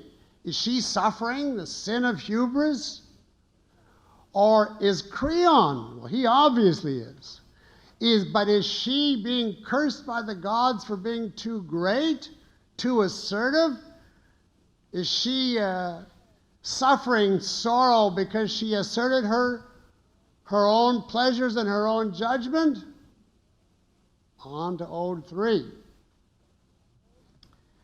Now, Ode 3 is devoted, notice, not to man or to God, but to something which we're told is higher than either. That is going to give us a real clue. Well, it's right after Hymen breaks with Creon. Now, what did he break with him over? Hymen's is in love with Antigone. And of course, Antigone is in the situation that she's in because she loves Polynices. And of course, Antigone loves Hymen, and Hymen loves her. And Hymen also loves his father. So if we probe down to the bottom of these characters, in one form or another, what is it that motivates them? Love. So it's certainly appropriate at this point to have an ode to the power of love. Now you see, you've got to read these things as growing out of the play, not as, this is not Thomas Mann we're talking about, God forbid. It's not as though he wrote some junk and then he felt the need for a speech to give it meaning. This has to come out of and be directly integrated with what we've seen. And observe the line that love is the most unconquerable power of all. Even the pure immortals, the gods, can't escape love. Even the most just of men will be brought to ruin by love. Love can turn the just man off his natural course and make him unjust and leave him ruined. So in a sense, even though love is a goddess Aphrodite, it's also conceived here as a passion even higher than the gods, a kind of unconquerable passion that plays havoc with the lives of men and gods alike. Now, you remember, of course, that the Greek gods were not all powerful. They play tricks, they get jealous, they engage in childish vengeance, they do all kinds of mischievous things. It seems in this ode that Socrates is saying that there seems to be no moral order in the universe. I say it seems to be that. Because above both man and gods comes this inexplicable passion which seems to move them both. Well, I would suggest that life is essentially unpredictable, that virtue is not necessarily rewarded, because the universe has a certain caprice at its heart. And in this connection, observe the messenger's speech about the whims of fate, including the line, quote, "Fate casts down the happy and the unhappy alike," as though it just doesn't care whether you're good or bad. If your number's up, that's it. So it's starting to look different from what it did in Ode 1. Now we get to Ode 4, the last one.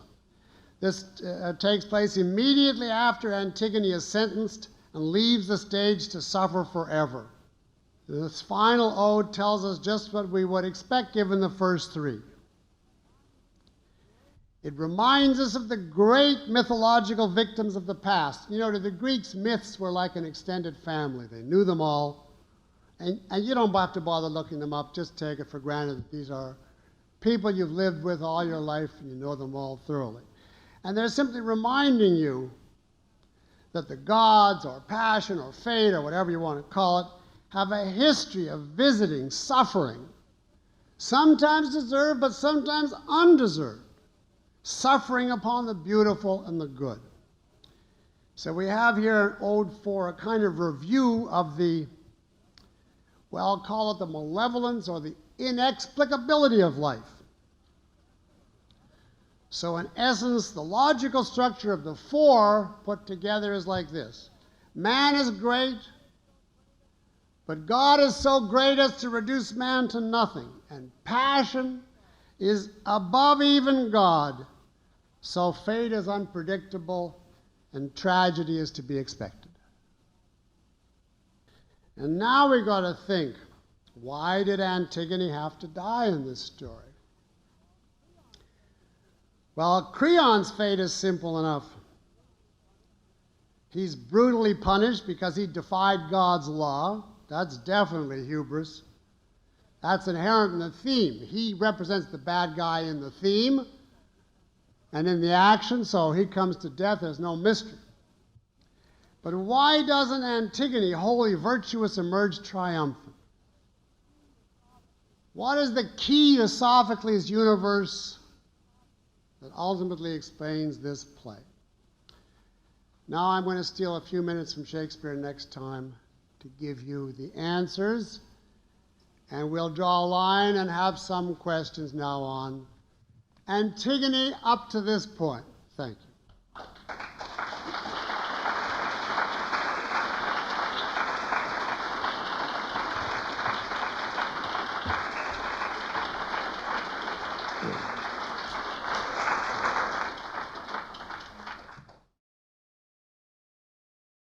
No, I'm very happy that we got some questions in because I had promised questions, and my desperate expedient is to cancel question periods.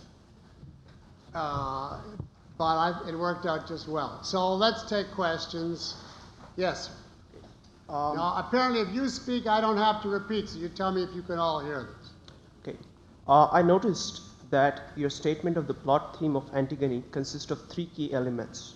1, the protagonist. 2, the central value the protagonist is pursuing. And 3, the central conflict that she runs into. Does every plot theme have these 3 essential elements? And did you deliberately choose the order in which these 3 elements appear in your statement of Antigone's plot theme? Okay, that's a good question. Every plot theme has to make reference to the protagonist, because it's telling you about some person in conflict with somebody else. And if you don't get the person in the plot theme, there's no story. It does have to imply the central conflict, if not stated. That's why the first thing you read out, she defies him. He becomes jealous, whatever it happens to be. He has to kill so-and-so. So the central conflict has to be there. You are wrong in saying the central value. I did not state the central value in the plot theme, except in the broadest generality. I said she defies him over a moral issue. But now what the issue was, that she loved her brother, that she wanted him to be buried, even that she was a moral idealist, I didn't say. So that's already a little too specific. In some plot themes, you can't get the situation unless you know specifically what they're after. In another, as long as you know there's a clash, you can leave it to the development of the plot. In terms of order, you have to have entity before action. So you have to have a character before it can do something. So the typical plot theme is A does B to C, or A and C clash over B. Steve. Say that Sophocles believes that morality is divine, but this certainly could have been a more religious play. And you say that the main conflict over morality in this days was between the sophists and God. Yes. Well, what was Sophocles' attitude toward the sophists and a more secular morality? Terrific question. I just happen to have some material here. Sophocles liked the sophists, who were, remember, the champions of man and of this world. All of philosophy has been a false alternative, with rare exceptions. The otherworldly religious types, who were for moral absolutes and God, thought man was low and life was worthless. And the worldly types, who said we have to judge by human standards, God is a myth or unknowable. And then they could never find any standards, so they were skeptics or subjectivists or brutes. Now, Sophocles was torn here. I think that he would have really gone for the idea of an objective, absolute moral code that was based on reason in this life, but he didn't have it and he didn't invent it. So we know this much. He was much less religious than his predecessor, Aeschylus. He was worldly. He admired strength here on earth. He agreed with the sophists and admired them for stressing man and turning the focus away from the other world to this one.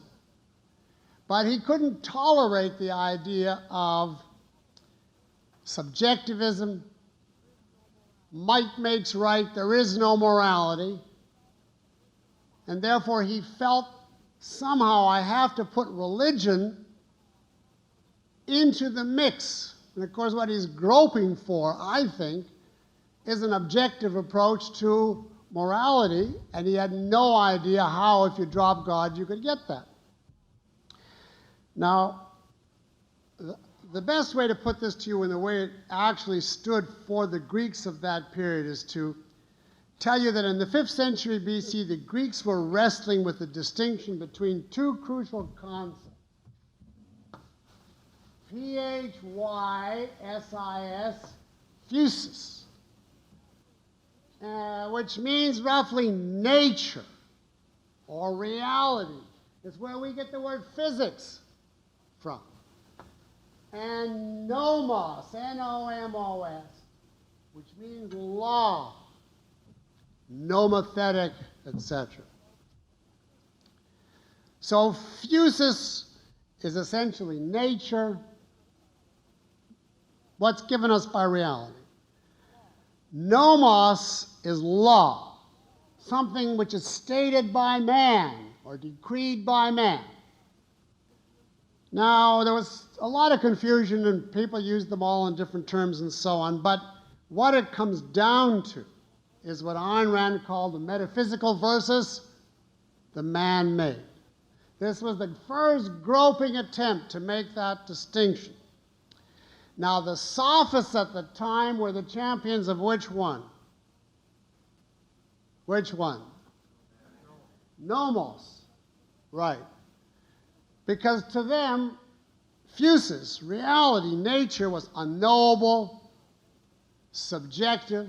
The senses didn't bring you in contact. Each man was put in his own subjective world and so on. And therefore, their attitude was, there's no objective ethics either. It's a matter of what each of us feels, whatever the state decrees. Therefore, if the state is strong enough to impose its will, you have to obey. Remember, Thrasymachus' justice is the interest of the stronger. Now, Sophocles comes in as a defender of reality, of physis. He says, you should obey the law. You should do your duty as a citizen, to borrow from the later Bible anachronistically. You render unto nomos what is nomos. But you owe your primary allegiance to physis, to nature.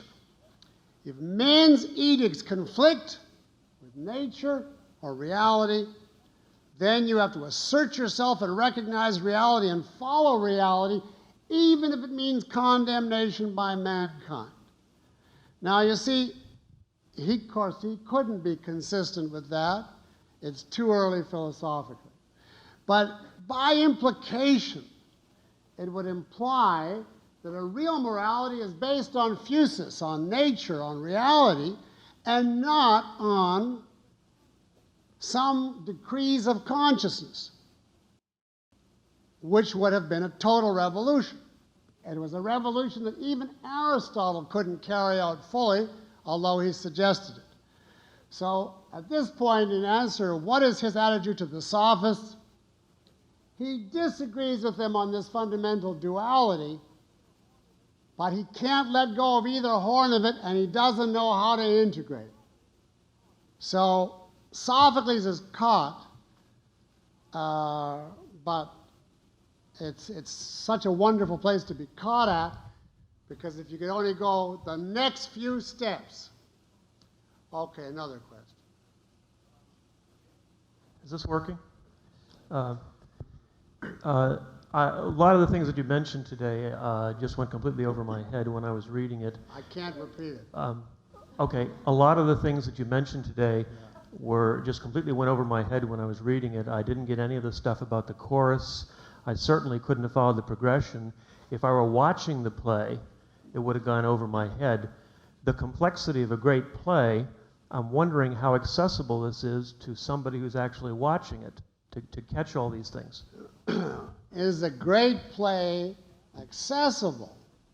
Yes, if you prepare yourself for it. Now, I would never go to a great play, supposing even I had the chance to watch it on the stage, which in itself, of course, I would go to, just because it's a once-in-a-lifetime event today. But ideally, I would never go to a great play that I didn't thoroughly know first, precisely because there is too much that you cannot get if they're faithful to the text. On the other hand, if they cut the text to make it easily followable, they simplify it to the point where they eviscerate it of its content. What I suggest and what I have done for these plays, myself, I read it first, one line at a time, simply with the standard, do I know what this line means? And if I don't, I either look it up or I decide I don't have to know. Like it's a mythological reference, throw it out. This is obviously just an example of somebody that the gods mistreated. I don't care, I'll take it as that, let's go. Every line I have to know the meaning. Feel free to write paraphrases in the margin and sometimes read with 2 or 3 different translations until I find one that I can follow. Having read it through slowly and got the meaning, you know, there's a certain automatic reaction that you can't avoid. But I regard that as meeting a person in a foreign language. You know, he says, come on, and you say, yeah, come on. You look up the dictionary and you finally figure out he said, how are you? And you go through the conversation. Now you know what it is. Now you start to play the second time. And now you can read it through at a reasonable pace, understanding and responding. It's like you got over the language barrier. And all these great plays have a language barrier because, not inherently, but in the fact that you would have to be as great as the playwright to take everything that he has done and capture it in the modern vernacular. And yet that's going to have to happen to everything. And you people have to realize that 3,000 years from now, people will say they can't read Atlas Shrugged because it's just full of unintelligible references. You know, who knows what these words mean? It's so archaic. And what is this about electricity? Then there'll be a footnote, well, in those days, they used to power things, etc. And they'll have to just read through it. There's no other way. Or else some genius will put it into, you know, modern Japanese or whatever is the language at that time. So this is not a reflection on the plays. If you want to preserve these great plays and you want to experience and enjoy the uplifted value they offer, you have to do it yourself. You have to read it once for language, then read it once for enjoyment, just reacting without any thought. Say, I like that, I don't like this, oh, I hope this happens, I wonder what's going to happen, oh, what a horrible ending, etc. And then, when you've enjoyed it, you read it the third time for analysis. What was the plot theme? What events stood out? What are the main characters? What was really the message? What clues was there to the overall philosophy, etc.? A minimum. Then, after you have all that under your belt, ideally, you go and watch it. And now you can be sensitive to every nuance, every gesture, every inflection, every word, and it becomes an absolutely riveting experience. Now, the closest you're going to get to that, since we don't have a traveling troupe of performers, is I got an excellent movie version of St. Joan. And the evening after of the day that we do St. Joan in class, we're going to watch the movie, if you want to come. And you will see what you get out of the movie, how every word is just fraught with meaning.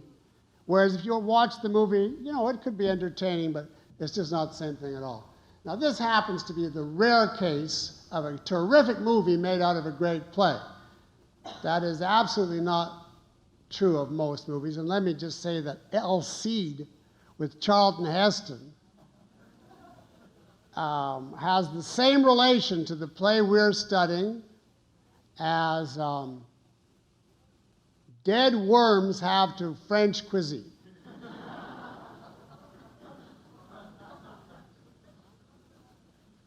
Yes.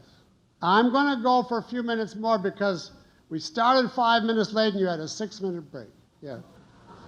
I was struck by the applicability of your discussion of the development of a plot theme in literature to music and, you know, the basic setup, development, and resolution.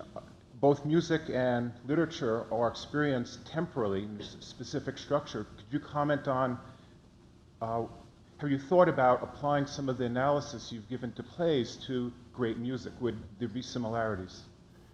Well, I can answer your question very simply. Undoubtedly, there are similarities, and of the very kind that you mentioned. I have not thought about it. I don't know music that well. Worse than that, I don't know the vocabulary in which to name these things, so I can't say anything illuminating.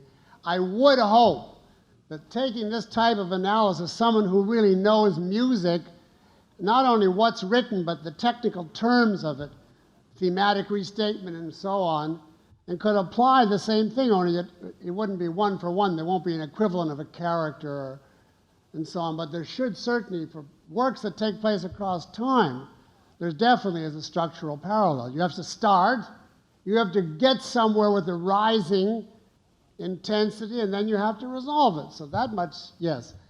I just do not know music that well, and I also have the further thing of, I get into musical like ruts, where for 2 years I only hear one type of music from morning to night, and then I get tired of it and don't hear it again for decades.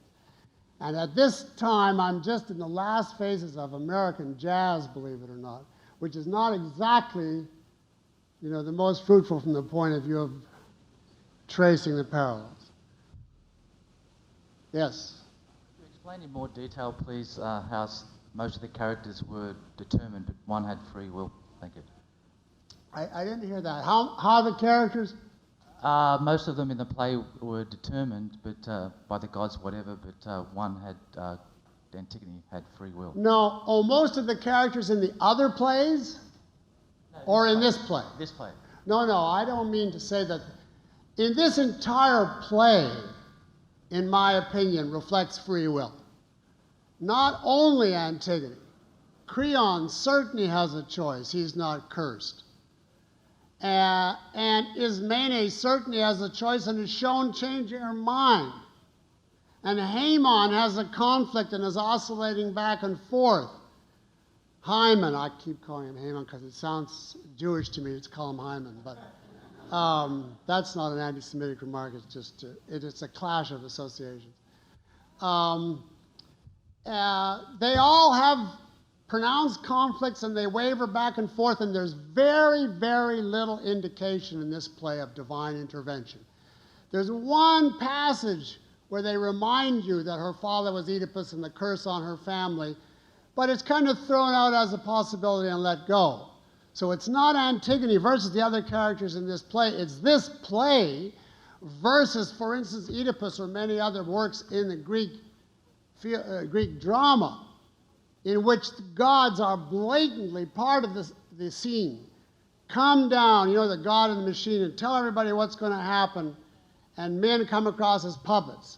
So, and if you ask me, why did he break free to the extent of free will in this play that he did, I think because its theme was, one of its important messages was the value of man and the importance of individualism. Now, in a theme like that, just have it ruled by God pulling the strings would be ridiculous. It would I was going to say cremate itself, it would annihilate itself. So you have to be ready to write this theme, you have to believe in free will. Yes. You feel free to go if you're hungry. There'll be no hard feelings because we're 11:32 already. 12:32. Would you care to comment on the aesthetic value of Antigone only scattering a light amount of dust over the body as opposed to what her other options would have been, or I should say what the author's other options were, say giving him a full burial or something like that? I found that a particularly nice touch. Yes, it's a symbolic touch. We're talking of a great artist here. So the importance of the funeral is the ceremonial recognition and the reverential treatment. It is utterly beside the point to get a gold-encrusted casket, which could be regarded as vulgar, or to hire 4,000 mourners to come and weep, which would be a social consideration. All she has to do is strew the dust enough to indicate like a cover. Because after all, that's what the idea of a funeral is you cover the person, you return them back to earth.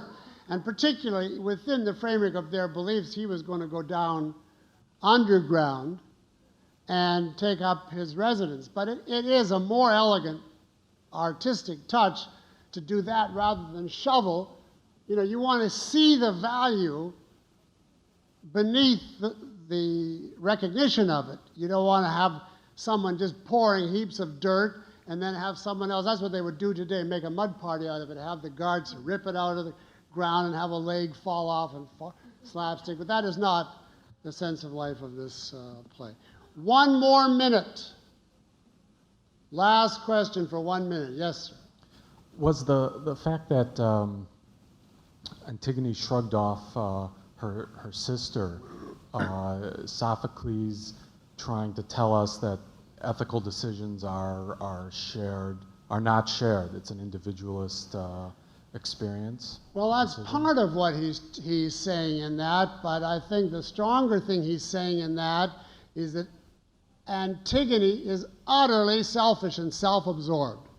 She has her own views and her own mission. If you agree with her, fine, you can be an ally. If Ismene from the beginning had said, down with Creon, I'm with you to the end, let's go and bury our brother, she would have had a completely different attitude at this point. They would have been comrades in arms. But Ismene was kind of conventional. She said, oh, don't let's start a fight with Creon. You know, who needs it, and so on. And suddenly now she's overcome by the emotion of the moment, and she wants to be with her sister, and Antigone is relentless. She says, this is not an issue of personalities, and in fact, this is an issue of moral principle. You're a nice girl, but this is not your principle. This is not your animating passion, and there's no reason for you to die. I don't want a useless sacrifice. You are not my soulmate. You go off and live the life that you chose and leave me to mine. So it's absolutely consistent with her character, and if she had done what the Christians wanted and said, oh, sweet baby, come along and die with me, it would have wiped out the character, because what would her motive have been? And it would have made you think, you know, if she likes this wishy-washy sister, who the hell knows what she even liked about her brother? It would have just subverted the whole play. So it's absolutely valid on Sophocles' part and essential. Okay, we'll continue tomorrow. Thank you very much.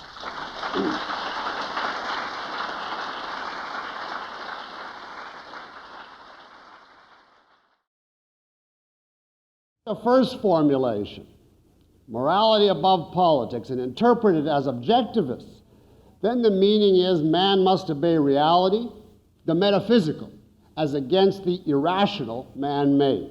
So the meaning is the value of individualism, independent judgment, self-assertion, the mind. But if we take the second interpretation about the superiority of God to man, then the meaning is man must submit to God, that virtue is bowing to the yoke of the divine. And in this case, Antigone's very individualism is wrong. It is an excess. It is too willful an assertion of her own judgment without proper fear of God. In this way, from this aspect, you could see Sophocles coming to hold Antigone guilty, right on here, it's fine, thank you, of hubris. I just need the cups poured. Thank you. In other words, on an intrinsicist morality, which Sophocles holds, self-assertion is not a virtue. Now, this dilemma, as I think you can see, is a typically Greek conflict from this period. It's similar to the conflict in Plato. It's the conflict, thank you very much, between paganism and religion. And Sophocles, in this respect, is like Plato, not like Aristotle, who had only remnants of the conflict. He's plunged in the conflict. As to the religious element, remember the point that Tiresias, the prophet, is blind, and that he has to be blind to be a seer, according to Sophocles. That is, he has to be free of the distractions of this world in order to perceive the laws of the next. So the very character of Tiresias, his authority and power, is further confirmation of the importance of the religious element in the play. And that's why the final speech of the play, I believe, is intended to apply to Antigone and to Creon. You know the speech that I mean? There is no wisdom but in submission to the gods. Big words are always punished. Now you see, Antigone's words were also big words. So there is a dual factor in the meaning of this play: an admiration of man, of Antigone's passionate strength, and at the same time a putting down of man, and even implicitly of Antigone. Sophocles is ambivalent. On the one hand, he believes, as in Ode 1, that man is wonderful, that Antigone is and ought to be proud, strong, heroic. And to this extent, with the sophists, Sophocles is a humanist, one who emphasizes man and man's achievements, powers, skills. On the other hand, Sophocles understands that Antigone is possible only if she is moral, and moral to him means religious. This is the only alternative he knew to the amoralism of the sophists. And therefore, Sophocles is truly caught in an agonizing way. If you are a man, he thinks, you can and ought to be great. And I'll get the reasoning here. If you're a man, you can be great. But if you're great, you have to be moral. And if you are moral, you must fear and serve the gods. And if you're a servant, you must obediently accept your superior, his injustices. You have to accept them without protest.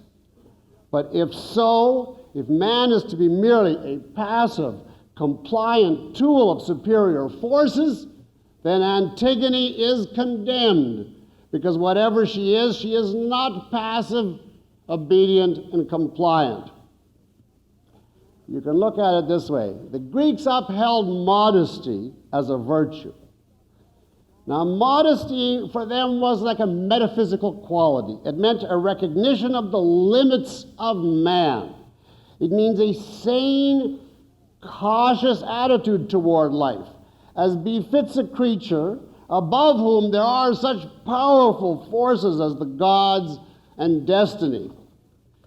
Yet modesty so defined is the very opposite of stubbornness, inflexibility, self-righteous anger at injustice, boundless ambition, all of which are essential to the great man, the hero, and especially the immense, larger-than-life Sophoclean hero. So if Antigone were to have gone Creon's way, she would have taken the wrong path, and she would have been lost, because her pride would have led her to defy the gods' orders. But if she goes her own way by her own independent judgment, as she did, she's right, she's great, she's admirable, but she's lost again, because her very virtue opens her to the machinations of a jealous or uncaring fate who wants to keep man small. So she's lost either way. And Sophocles is torn. He admires Antigone as the person she is, and of course as the dramatist he is.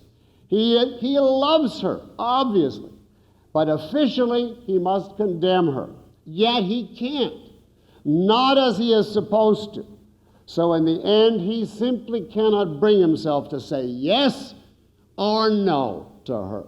And that, I think, is the deepest reason why readers feel baffled that there's something elusive about this play, about the message, the meaning he's trying to get across. And you see, that baffling quality derives from the very ambivalence of his basic philosophy. His dilemma is man lives in a world ruled by the gods who are good. They are, after all, the base, the source of morality. Yet they are capricious and often unjust.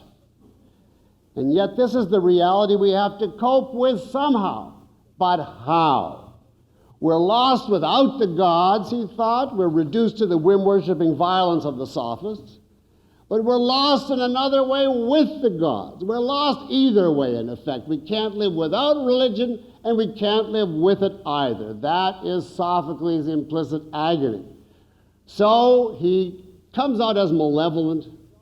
Man is doomed to suffer, even the best of man, and to suffer for basically unintelligible reasons because of some caprice at the heart of things that we just can't decipher.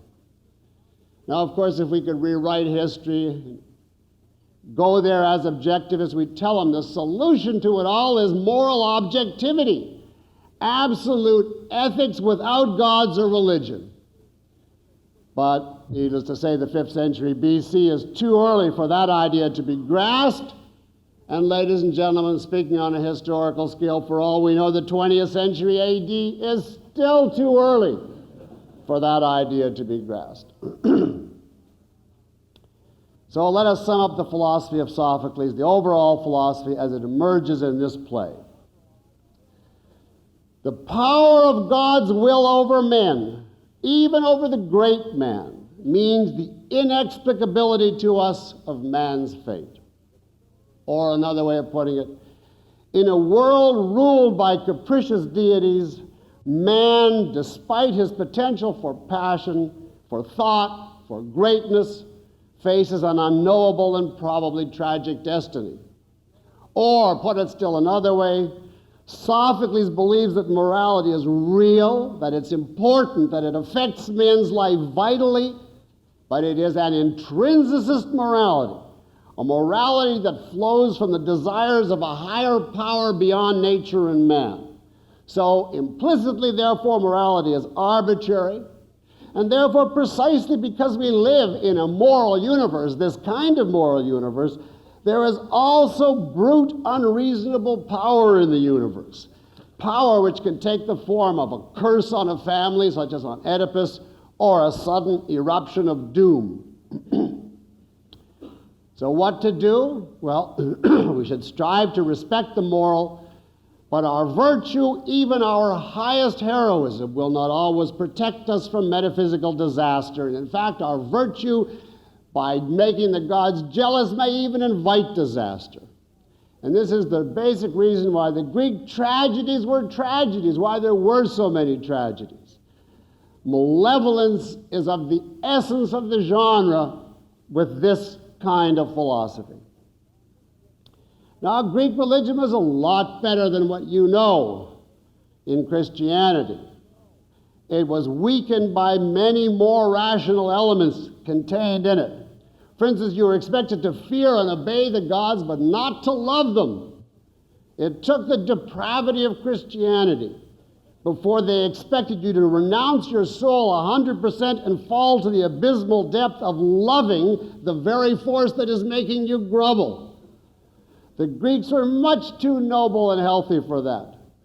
They respected power, but they didn't give their love at the point of a metaphysical threat. Of course, also, there was not much role given to an afterlife, so that in Sophocles, for instance, the realm of death is just a shadowy underground that holds no real attraction for people, as against the Christian lust to die and go to heaven. So there was a large self-respect and love of life built even into the Greek religion. But nevertheless, religion remains religion, and in some form necessarily exacts its deadly toll. Anyway, that combination of secularism and religion is the best that the pre-Aristotelian Greeks had to offer. And through all of these pre-Aristotelian centuries, Sophocles was the best of the best.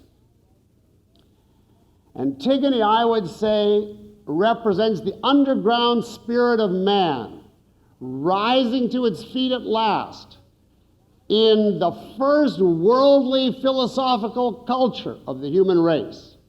It is man rising and being admired, exalted, loved, and then reluctantly being fettered again, punished, struck down.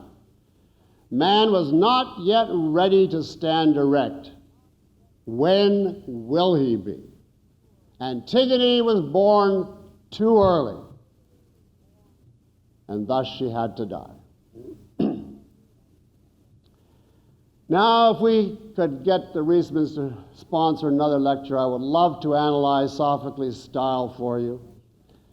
I would point out to you, if we had 2 more hours, the extravagantly dramatic, purposeful writing, the great clashes of opposite value judgments in back and forth dialogue, where each character tops the other brilliantly in expressing the exact opposite thought by deliberately using the same but reshaped words. I would point out to you how fast-moving, how complex yet simple the writing is, and its sheer beauty even in our broken English translations. I would even like to quote for you the description of Creon's wife, Eurydice, in the last moment of her life as she dies, and I quote from our translation, "And she fell, and the dark flowed in through her closing eyes," unquote. This makes the dark, which is, after all, an absence, the absence of light, into a positive force, something moving into her body and seizing her power of sight and life. It is a hauntingly beautiful, tragic image.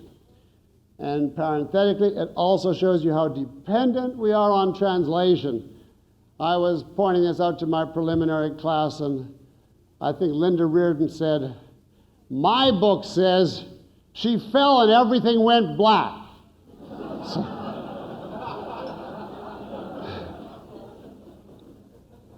now, if you get that translation, you'll live and die and wonder why anybody thinks Sophocles is a writer. Now, as I say, I would go into some of this if we had the time, but we don't.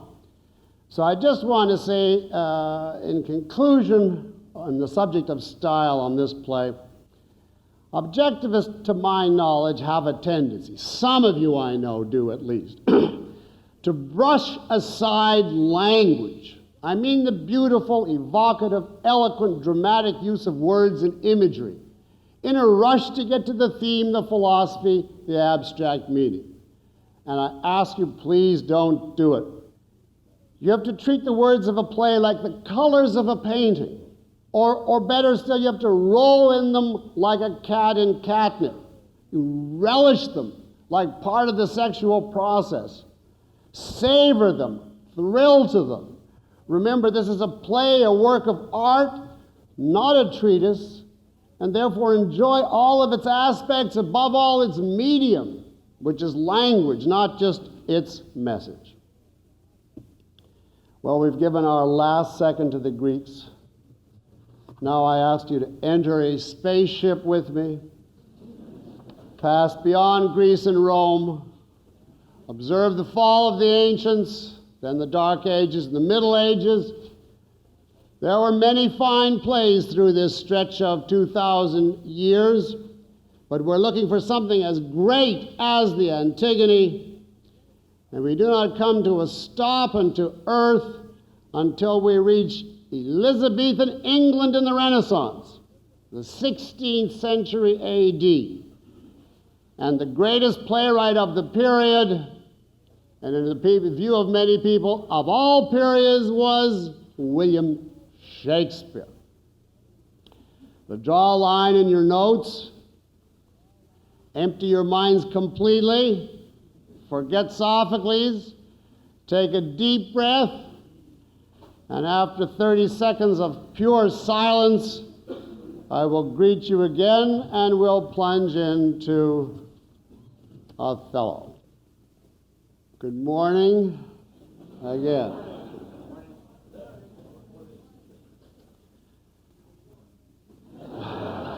Well, I'm pretty depressed now, having finished Antigone.